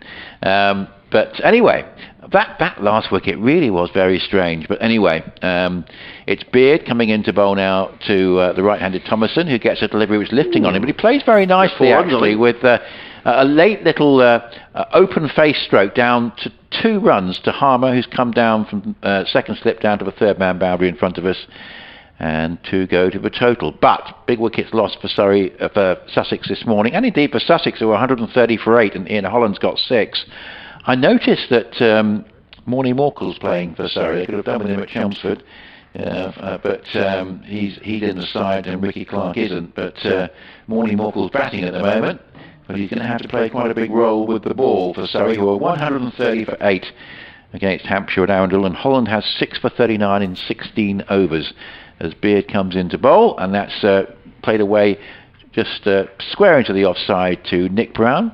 Now let's see if Porter's back on the field, see if I can find him, because Cushy was taking that catch as sub. Cushy's still down here. He's still down there. Now I wonder, I think it is Porter who's off, and if it's anything more than just running repairs, because if it's something more alarming, that's not good news for Essex in the context of Porter being... yes, he is out there, Porter. So it's not Porter who's off, so I've now got to try and find... Porter was the most logical option because he was a seam bowler who just finished a stint, so I've now got to look at who else might be off the field.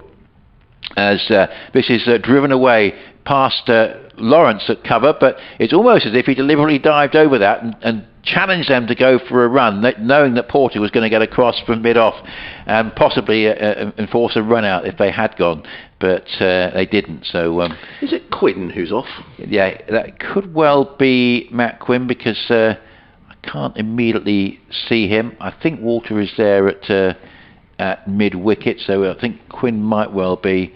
Now, he hasn't actually bowled yet this morning, hasn't he? So it's more surprising if it's Quinn, unless might just be a bit of simple rotation, I'm not sure. But yeah, I think you're probably right there. Here is Beard, up to the wicket, bowls, that's on the pads, and clipped away nicely for a couple of runs, for just the one actually, because that's a shorter boundary. Cushy gets in front of the backward square leg boundary and prevents the second run, running around from fine leg, does well there. He's done his bit, taking his catch, unlucky not to be playing, got a nice 60 odd in the last game, but with Lawrence and Tender Scarter back in the side, tough for him to keep his place. But well, he's made an impact here by taking a mystery catch, which was taken to enforce that last dismissal, which certainly took everyone by surprise, not least the batsman, who was motionless for 10 seconds or so before he walked off. 137 for 5, Rawlins 2 and Thomason 9. So Beard looking for his second wicket after that success. Goes round the wicket and bowls, and that's driven quite nicely by Rawlins, but it's nicely parried by Beard in his follow through, and there is no run. So yes, it was like time standing still for about 10 seconds when that dismissal happened. But yeah, Tom Clark, basically, I think the issue there was that he was going for, not the first time, he was going for a cover drive, didn't quite get it, and the ball sort of sliced away in the air and taken fairly low by Cushy. And I think it was a low catch. Maybe that was the reason why there was that element of doubt, but it did carry to him in the, I think, no issue on that. And quite a change in the field going on here, actually. Tom Wesley's got these two men back on the leg side now. Which is interesting, given Rawlins is on 2. He's got a deep square leg in, but whether he's encouraging him to take a single towards the end of the over. But there's a bouncer from Beard. Perhaps that might have been it, but I think there's not a lot, with the other guys only on 9, so I would have thought it wasn't that, unless it was going potentially for the double bluff for the short ball. That's what it would have been, I guess, because it was a bounce from Beard. I don't know whether Rawlins is an impulsive puller or hooker, and that might have been the thought, because it was slightly surprising to see the deep square leg there. But anyway, Rawlins 2, Thomason 9, 137 for 5. Essex's morning so far. Well, he's certainly an attacking batsman, Delray Rawlings, and I think if it's short, he's likely to have a dip at it, which could be the reason. Floodlights on. A few people sitting on balconies around the ground watching the cricket away to our right-hand side. I don't know if they're listening to our commentary as well. Looks like having a rather nice lunch. Looks like there might be a bottle of wine on the table up there. Well, it's about time, isn't it? 12:20. As in comes Harmer, just waits for a moment as Alistair Cook holds his hand up. There's a slip and a short leg. Point... extra cover mid-off, mid-on, mid-wicket as in comes Harmer and bowls, and Tonneson is forward, just plays quietly onto the onside, and there is no run. So that onside field, a mid-on who's about 2/3 of the way back to the boundary, a shortish mid-wicket, almost a short fine leg, and then a deep square leg as in comes Harmer and bowls, and Tonneson is forward and fielded on the bounce by Tenderscott. He's very close in at short leg. Thanks for your email, Southend Dino. We were going to talk about this, probably will do, hopefully before the rain arrives, about the future of this format, whether it has a future, this Bob Willis Trophy format. Harmer again, floodlight shining brightly in around the wicket bowls, and Thomas has struck on the pad. There's a loud appeal, the ball balloons away on the offside as Thomason looked to turn it on the leg side, and there is no run. Simon Harmer in his 15th over, figures of 1 for 24. He's bowled unchanged this morning, and we've had, this will be his, well, this is the 23rd over of the morning.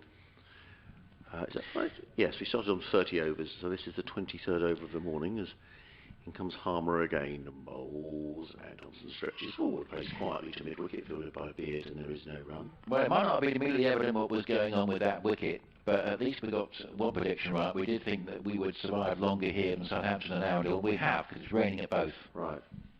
Harmer again, round the wicket, bowls, short, and Thomason sort of tries to work that around the corner, but there is no run. Shortish delivery, just rehearsing this shot. I suspect he's probably reining himself in a little bit here, Aaron Thomas. I did him back that one occasion at Kidderminster last year, when he played very fine innings to make 90, but he's playing forward here again. The ball wraps him around the 5 pad. It's another maiden over from Simon Harmer. 15 overs, 8 maidens, 1 for 24, 137 for 5. So explain your thinking. What in terms of the Bob Willis Trophy? Yeah, how do you think that's got a future? Southendino's email, essex.sport@bbc.co.uk. Thanks very much for this.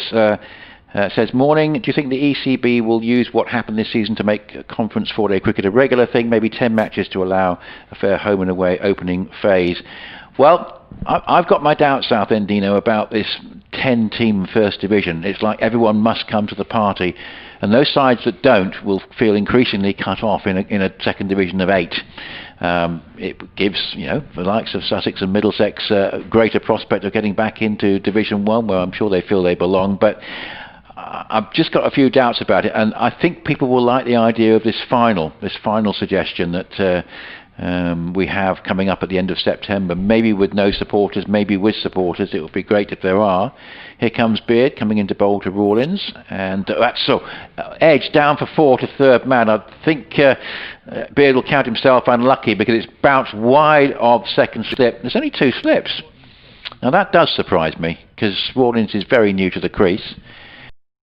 The one thing I pick up on this field placing here, we've still got the deep square leg. I honestly think Beard is bowling well enough to justify a third slip instead of a deep square at the moment. And maybe that one has counted against Essex because I think it's flown away past Harmer's left. There's no third slip in. Cook actually went to retrieve it, and little chat between the slips and the keeper, but that was well wide of them. Might have been a low chance of third slip that, but 4 to Rawlins, 141 for 5. Beard bowling nicely here. comes in from the Cromwell Road end, round the wicket, bowls, and that's good pace and bounce there from Beard. And that goes through at a nice height to Wheater.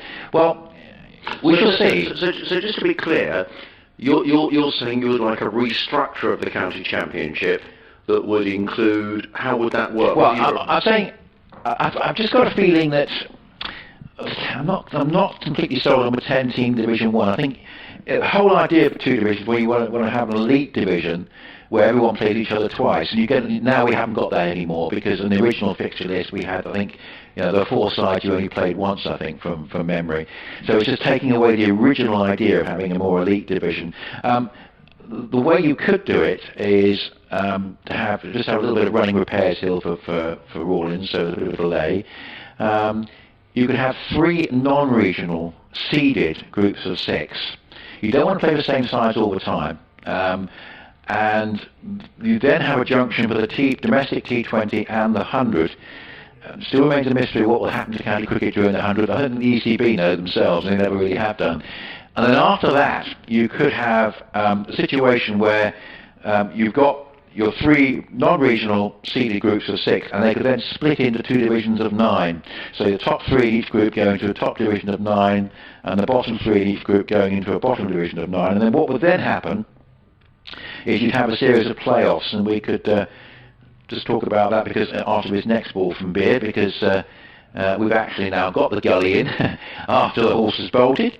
That one is just tucking up the left-handed Rawlins. Yes, notably the deep square has gone. We've got the fielder now in the gully, but it's slightly after the horse has bolted, and Rawlins negotiates that one okay. But you could split it into 2 divisions of 9, and then what would happen is that each of the group winners from the original groups will play the 2 third-place sides from the other group, one at home and one away, and the second-place sides will all play each other. And similarly in the bottom tier. And after those 2 games, you then have a situation where the top 2 teams would contest a 5-day final in the top division, so that would be at Lords. That would be a 13-match season for them. As Rawlins on the drive, hence sends it up to mid-off and there's no run. And then you'd have to decide what to do with the lower division. You could have a second division final, which could be named the Bob Willis Trophy if you want the top division final to be the county championship. And also you'd have a situation where the top 6 in that top division will be the top seeds next year.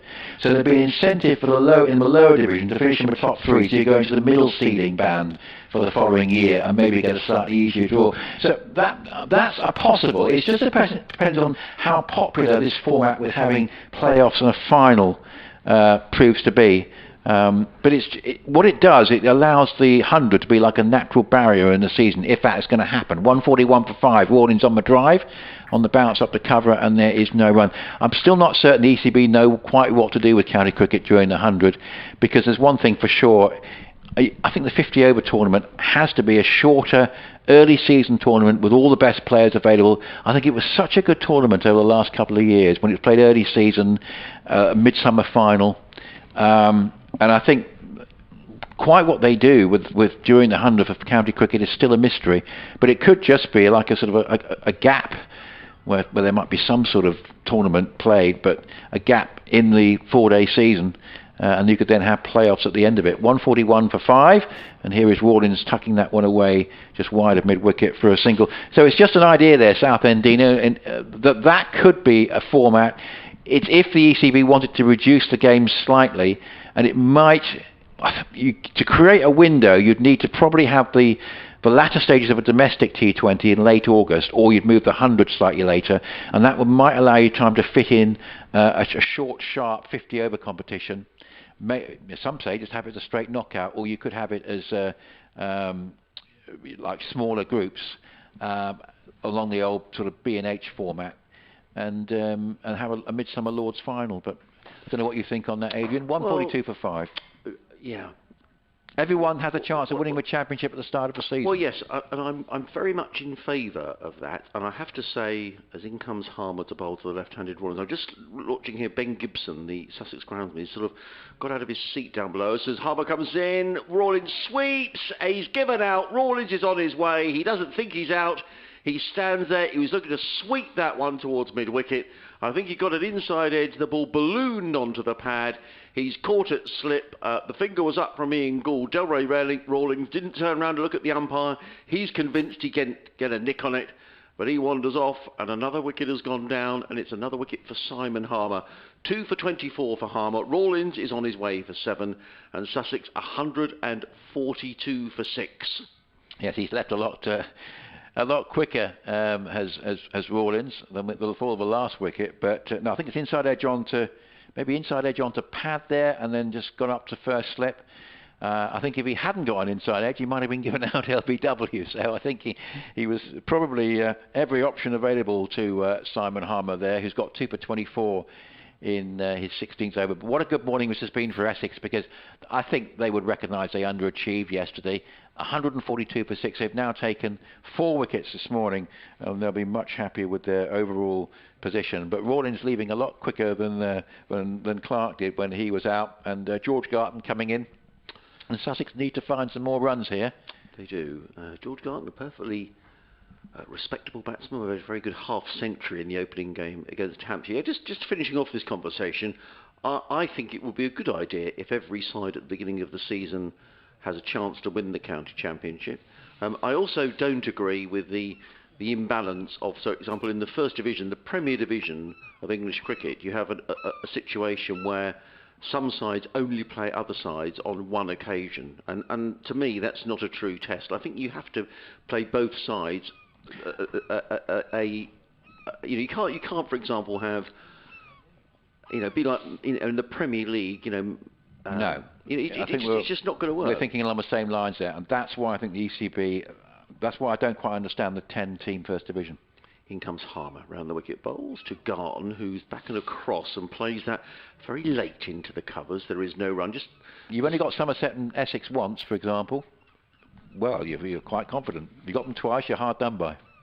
There's a slip and a short leg and a short extra cover. Backward point, mid-off. In comes Harmer bowls, and Garton's back on his stumps and plays straight back down the ground to Harmer.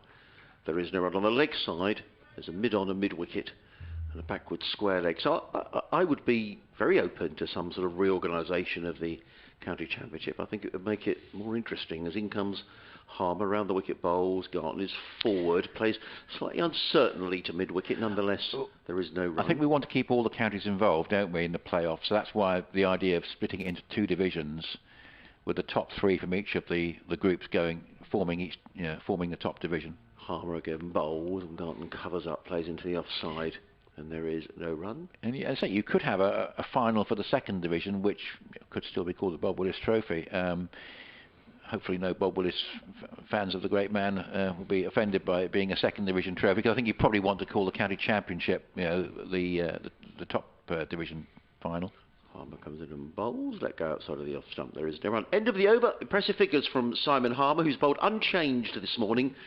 16 overs, 9 maidens, 2 for 24. He bowled 3 overs yesterday, so he's bowled 13 this morning. Essex have bowled 25 overs so far this morning, in which they've taken 4 wickets. An email in from Jeff Lloyd, who says, "Hello, Adrian."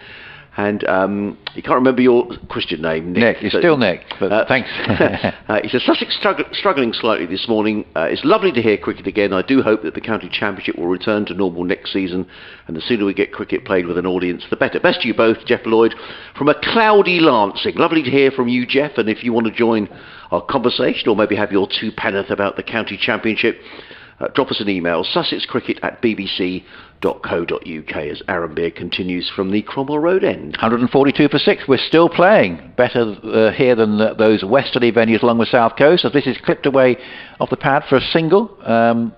Nice little stroke by Thomason to get to 10. Now, can George Garton get off the mark?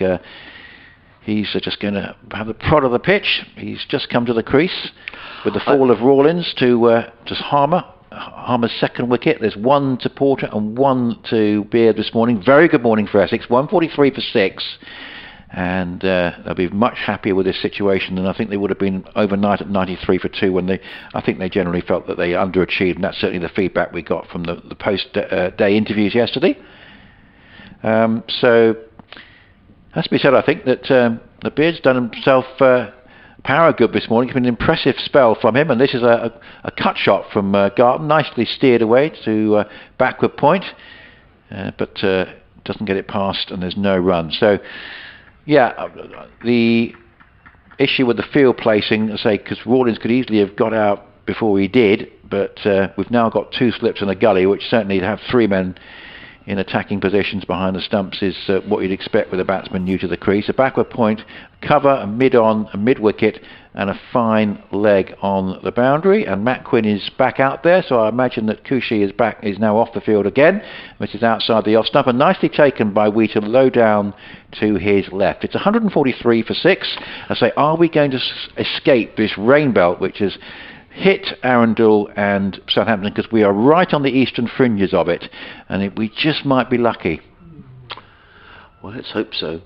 Just continue our conversation about the county championship, and perhaps trying to make it more appealing as well for cricket supporters who perhaps don't follow the game that closely. And I'll carry on with that in a minute, Nick. Yep. 143 for 6, and this is played by Garton from the crease up to cover. There's no run. So full water there. So I've got quite a few friends of mine who are keen sports fans. They're keen cricket fans, and during the summer we talk about cricket, in the winter we talk about football. But if I said to any of those guys, and they do follow their sport, outside of Essex, who won the county championship last year, I think they probably wouldn't know.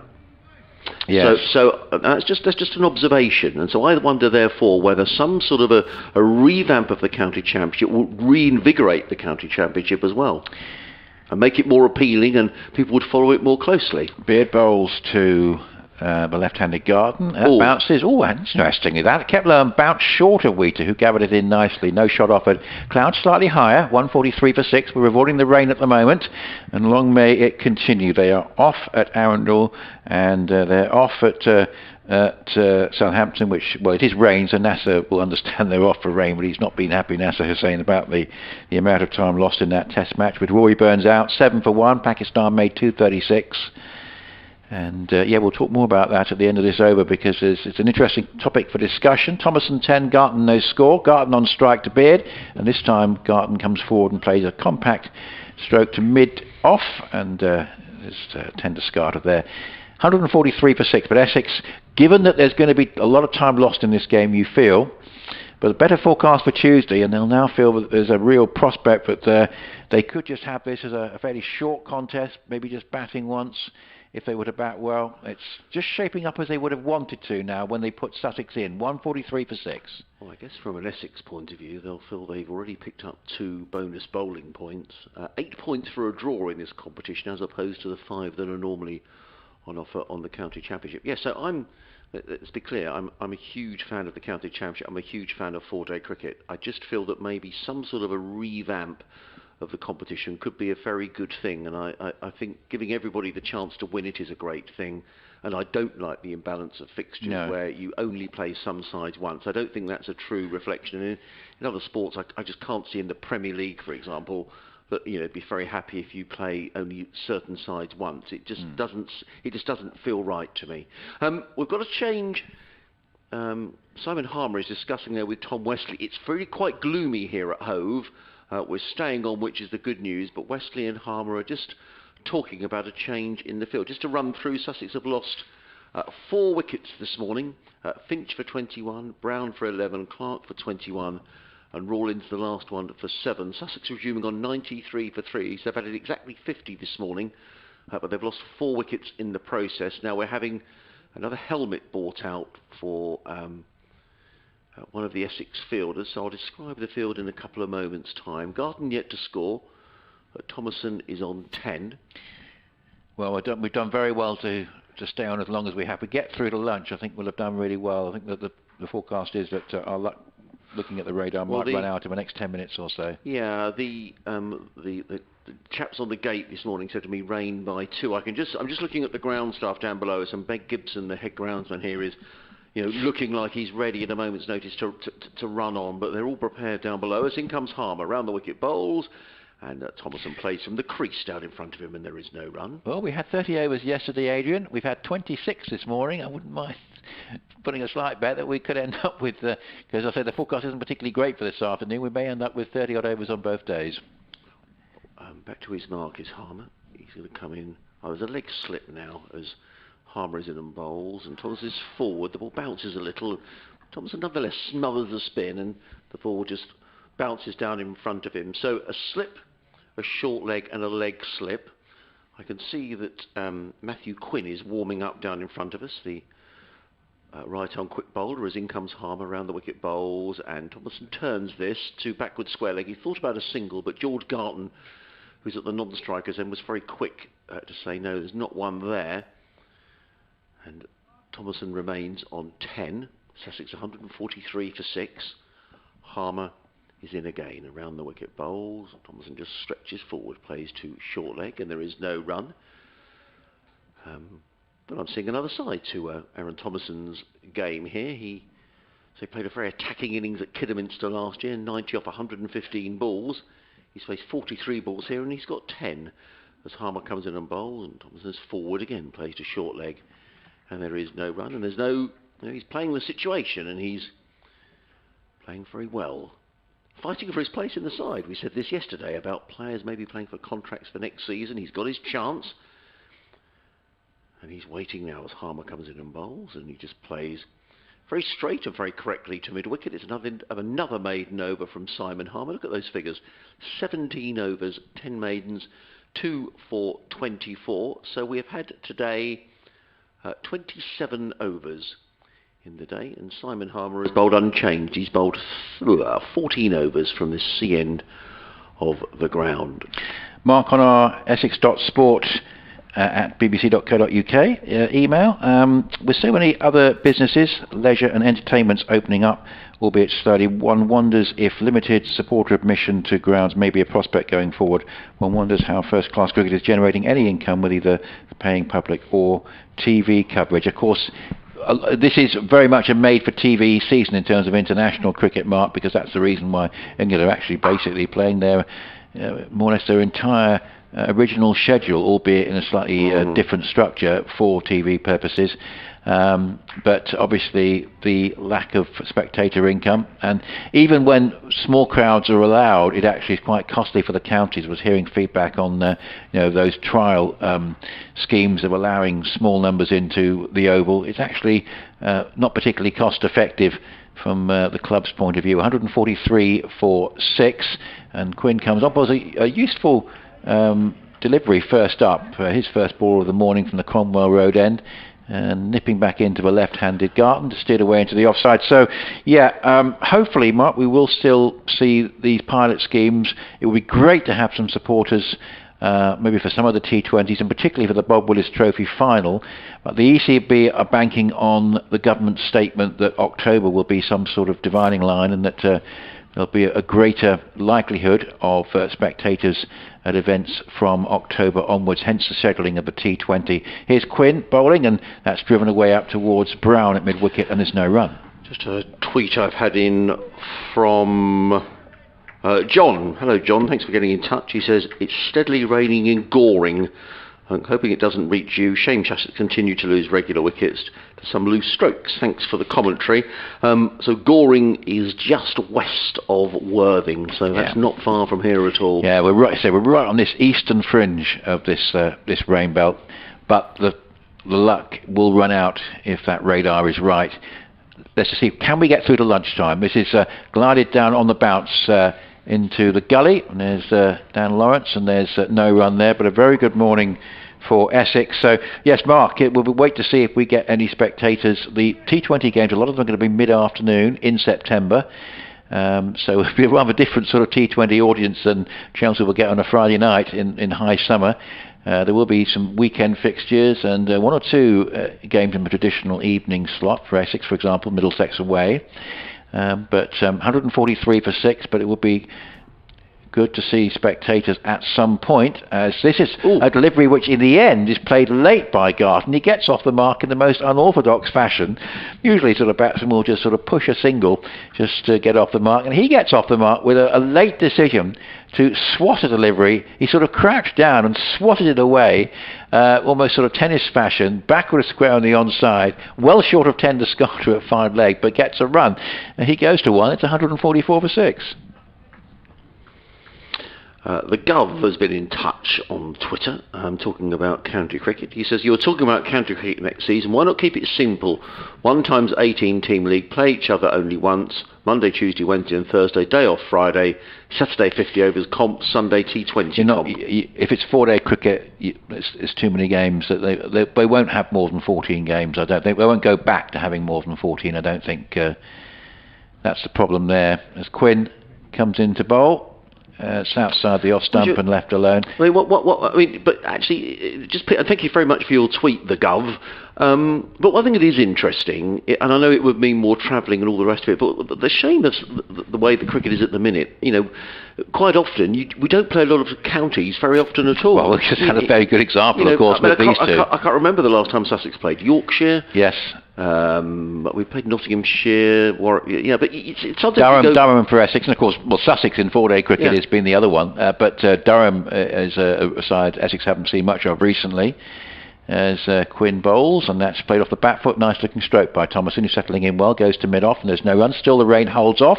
The end of Quinn's over. Garton 1, Thomason 10, 144 for 6.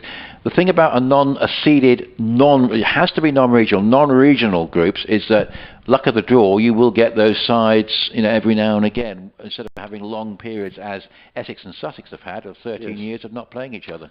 Michael's been in touch. He says, I feel I have to go beyond the cynicism of the 100. I don't want to be a killjoy. I just think that we want the supremacy of Test cricket to always be at the forefront of administrators' thoughts, for which the county championship has a critical impact.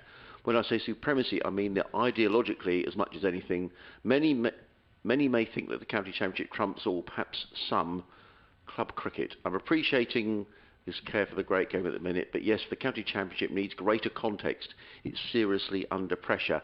So I think Michael's kind of agreeing with what I'm saying, really, that it needs to be restructured, because people who do follow the game, and I was talking about my mates who follow the game, but not as assiduously as we do, you say to them who's won the county championship, and they don't know. No. And that's a real shame. So I just, and I think from your point of view, if it was a grand final, people would think, oh, that's interesting. Yes. Yeah, and I think people like the idea, the 5-day final at Lords, particularly as we don't have a domestic final at Lords now. In comes Harbour, around the wicket, bowls to Garton. Garton plays with soft hands to backward point, and there is no run. I should point out, I'm a big 100 sceptic, and tomorrow you'll be joined by a 100 supporter. Right. So you'll get different views. I don't think the ECB has still got the faintest idea of what to do with county cricket during the 100. And the idea they had this year is just not... It's just ridiculous in terms of a side who are defending a World Cup to have a really undercard 50-over competition like they were planning. Changing the field. 2 slips in place for Garton, who plays quietly into the offside. I'll just describe the field for you because it's interesting for the spin of Simon Harmer. 2 slips and a short leg are the close fielders. Then there's a backward point, an orthodox cover, short extra cover, mid-off, just 2 men on the leg side as in comes Harmer bowls, and Garton looks to work that one away back to the square, taken by Wheater. There is no run. So on the leg side there are 3 fielders, I apologise. The short leg, then a backward square leg, who's almost a short fine leg, and a mid-on. 144 for 6. Harmer in his 18th over, round the wicket, bowls to Garton, who's forward, and he's beaten outside the off-stump again, taken by Wheater. And there is no run. He's bowled unchanged this morning, Simon Harmer, from the C end of the ground. He's picked up 2 wickets, and he's kept it incredibly tight. I think this is 15th over of the morning as in comes Harmer bowls, and Garton gets this one away on the back foot, cracks a short delivery away, and that's a good shot by George Garton. He goes to 5, and Sussex to 148 for 6. Nice shot by the left-hander, Yep. Too short from Harmer, and Garton was glad to have a chance free hit and crash the ball through extra cover for 4. The thing about Harmer, he tends to show visible annoyance with himself when he bowls a bad ball, and that's probably the second one of the morning. The others are all pretty good, but it just gives that little bit of pressure release for the batsman, but it might lull them into a full sense of security. You never know. Harmer in again bowls, and Garton works this one into the slip cordon where it's fielded and there is no run. 148 for 6 at the end of the 59th over, so we've had 29 overs this morning in an hour and 50 minutes. So well done to Essex in rattling through their overs. Just to recap that Sussex have lost 4 wickets this morning. Harry Finch just adding 1 to his overnight score. He made 21. Skipper Ben Brown out for 11, caught at mid-on off the bowling of Harmer. Tom Clark, who was caught at point, a slightly strange dismissal. It almost seemed as if no one appealed, and he was caught, and eventually Tom Clark wandered off, and Delray Rawlings out for 7. So that idea that I'm suggesting would be, 12-game season plus a final, with a view to the 50 overs being at a more sensible time when the best players are available. As Quinn comes in to bowl to Thomason, and Thomason off the back foot drives pleasantly to mid-off, and there's no run.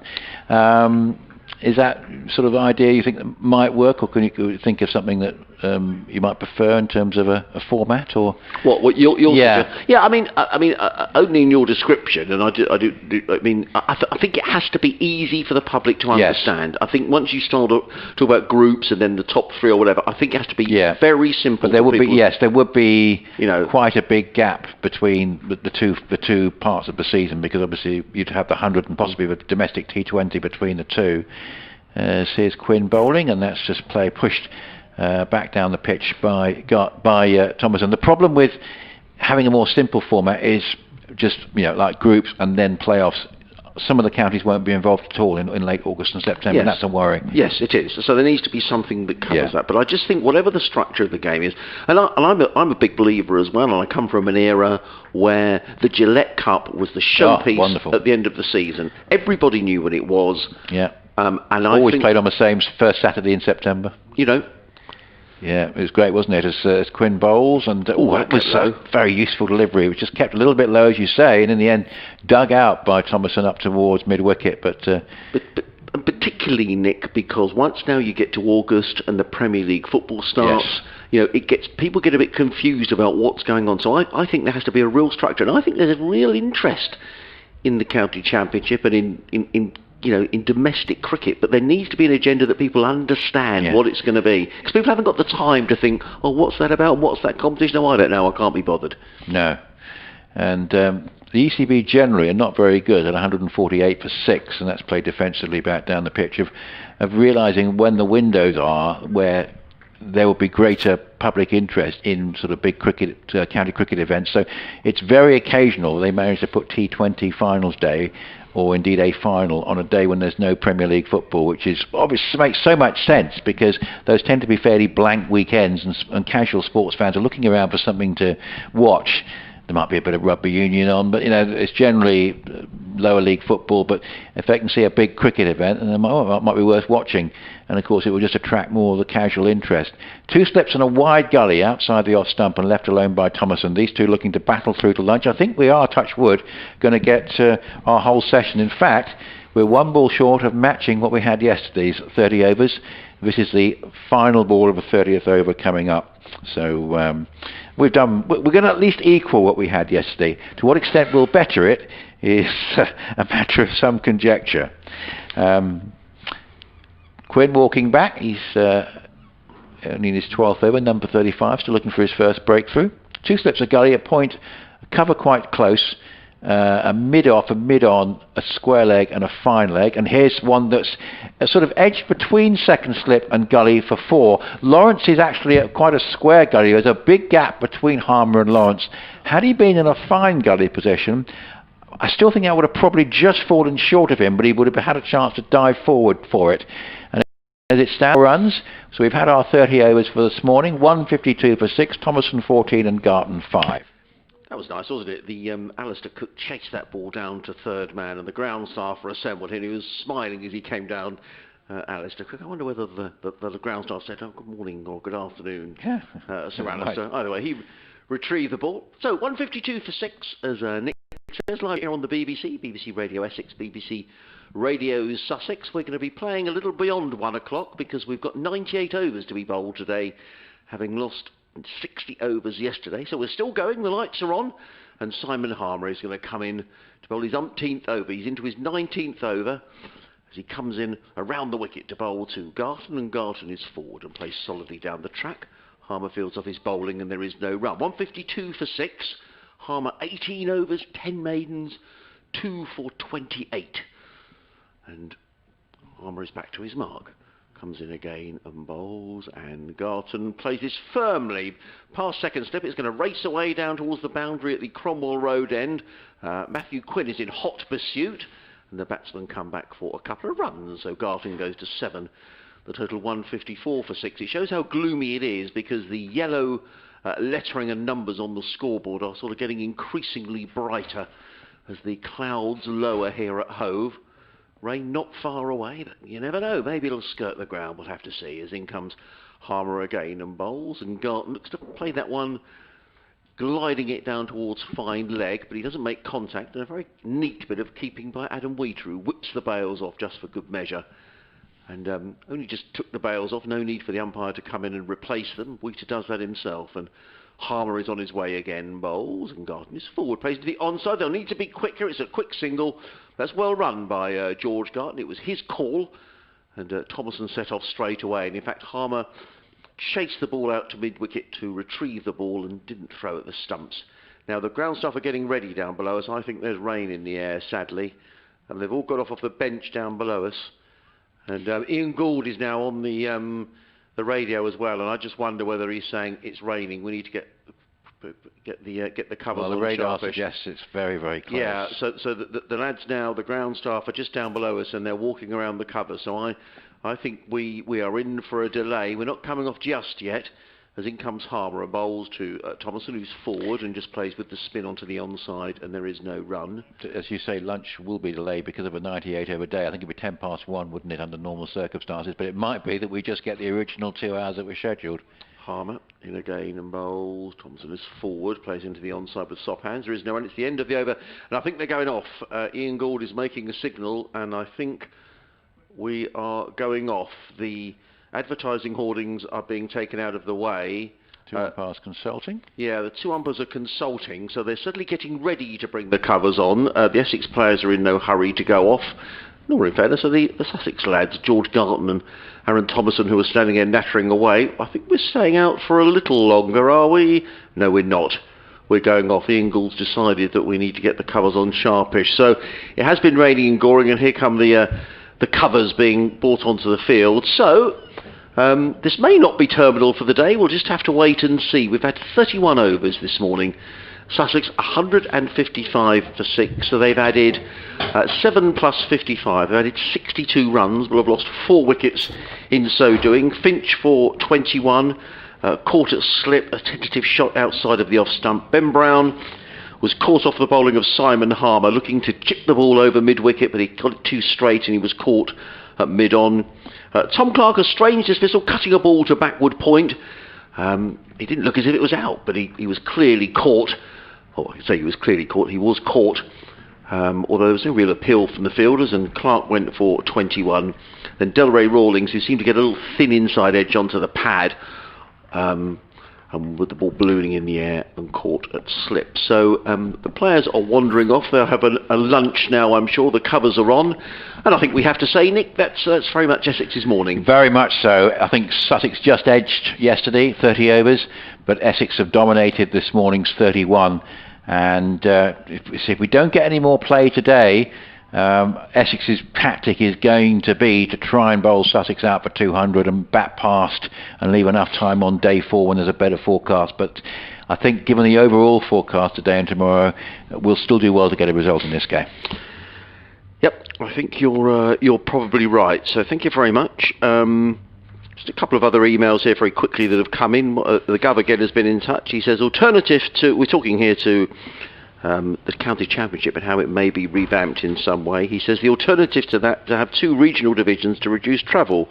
You play every team in your group and 4 teams selected randomly, followed by a final series, semi-final and 5-day final. But keep the 1 days and the 2020 for the weekends when the punters can come and watch. So there was an interesting conversation about maybe how the county championship might be structured. And one here I missed from earlier on from Jack, who says, hi Adrian, thanks for the commentary. Just to let you know, the audio is dipping in and out a bit. I think that was a little while ago, Jack, so hopefully everything has been fine for the last hour or so. He says, I know Sussex's aim was to give the youth a chance in the Bob Willis Trophy, but what are your views on Luke Wells? Will he get a chance to show his class? Question mark. Well, Jason Gillespie's view is very clear that he wants to give young players a chance. He made it very clear last week when he was in, and his feeling was that some players, and he included Luke Wells, has not made enough runs in the last couple of seasons, and so he wants to see how others can do. That whether we will see Luke again, I guess who knows. He's got 18 first-class centuries for Sussex, but the last 2 seasons have been disappointing. That being said, the year before that, he was the top scorer, the top Englishman scoring in the county championship. So we'll have to see how that one develops over the next few weeks. But one thing that I think is for sure, I think we're seeing a good young Sussex batsman come through here in Tom Clark. I've seen him bat now on a number of occasions, and I like what I see. And I think he had a stern examination today against Jamie Porter and Simon Harmer, and I think in the main he came through that with flying colours. Although he was out for 21, he batted a long time, and I think the experience of that is invaluable for him and for Sussex going forward.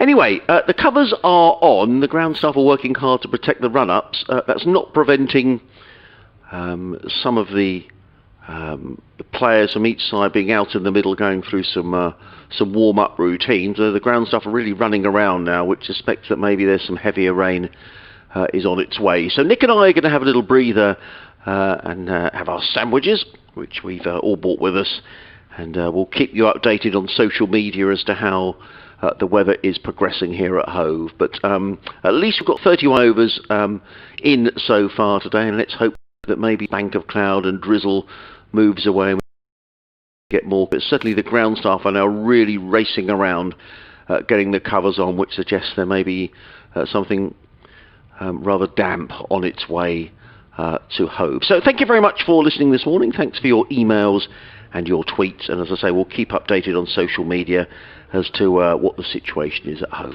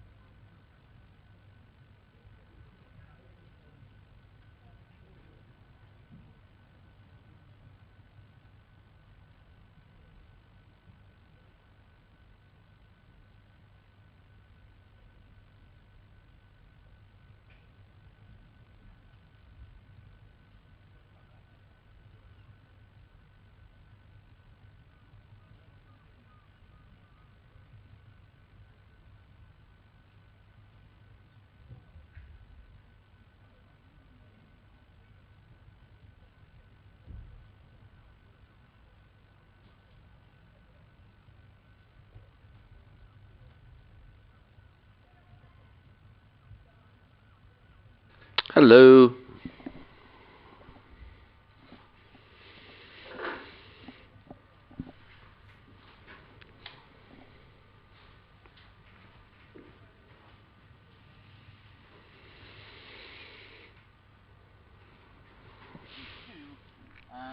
Back up towards, back down rather, towards Junction 2. So the entry design change, water sweep for light water, and a car towing a boat which is broken down into the lane closure there. Elsewhere the M3 looking okay, and the M23, the heavy moving carriageway of the orbital between Junction 10 for Wisley and 11 for Church. Yes, 10 to 15 minutes between one junction. Also, we've got lane closed on the southbound A3 near the Cathedral turn because of an accident. Travel time 10 minutes to get through there. It's always fairly slow through the lane drop anyway. And people are slowing to look at the accident on the other side, which means it's slow on the A3 heading north from Monkhatch to the Wooden Bridge. Then stuck up there about 15 minutes going back the other way through. Beyond that, it's nice. Elsewhere, slow on Hampton Court Road heading east from Hampton Wick. 20 minutes to get through there at the moment. Public transport, got some engineering work going on the southeastern Thames and Southern. Check will be operating for your travel, and you will need a statutory face covering if you're using any form of public transport.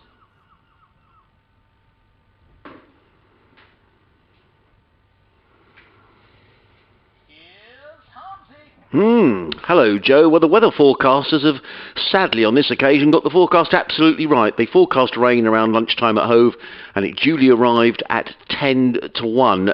Sussex are 155 for 6 at lunch. They started this morning on 93 for 2, so they've lost 4 wickets. Harry Finch for 21, Ben Brown for 11, Tom Clark for 21, and Delray Rawlins for 7. The covers are on, floodlights are on, and it does look very murky. Just hope this clears later on today. Meanwhile, Surrey 130 for 8 at Arundel. Laurie Evans making 65, but it's also raining there as well. And it is raining in Southampton at the Test match. Pakistan eventually out for 236. England 7 for 1. Surrey's Rory Burns out for a duck.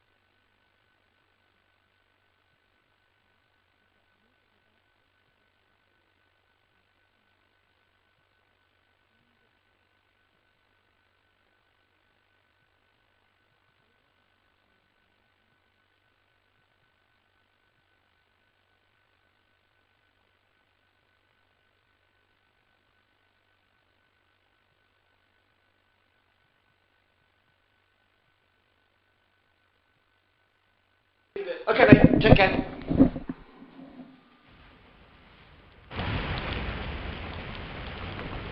Hello. Hello, hello, hello.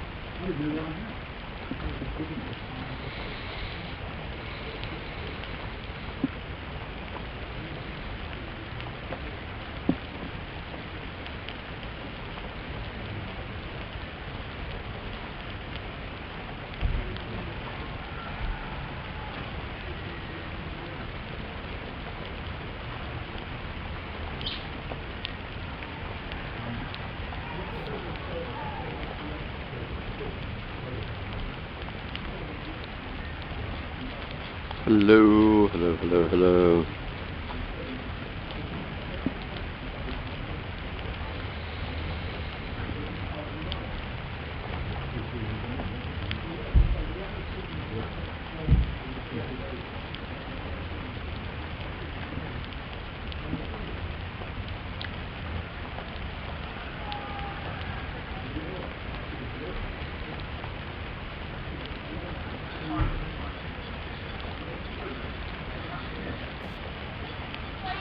Hello, Sophia. I'm okay. It's tipping down with rain here. Is it raining in Guildford? Well, it's absolutely hosing it down there. Yeah, I'm ready to go whenever you are. So we'll do 2 and then 3 and see how we go. Yes, please. Yes, please.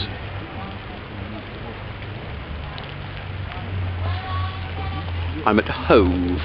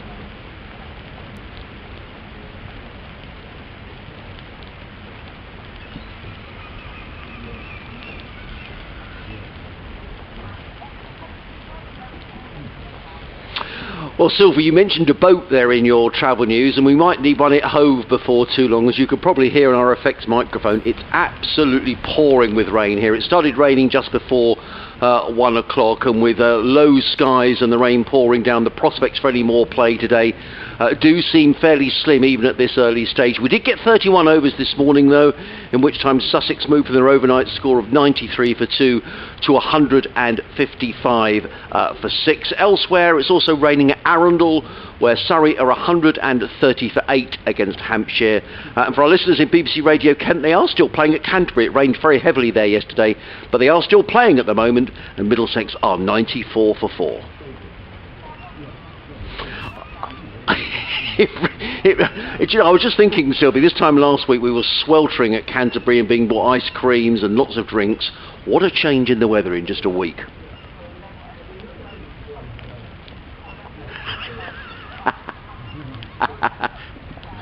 Thanks, Sylvie.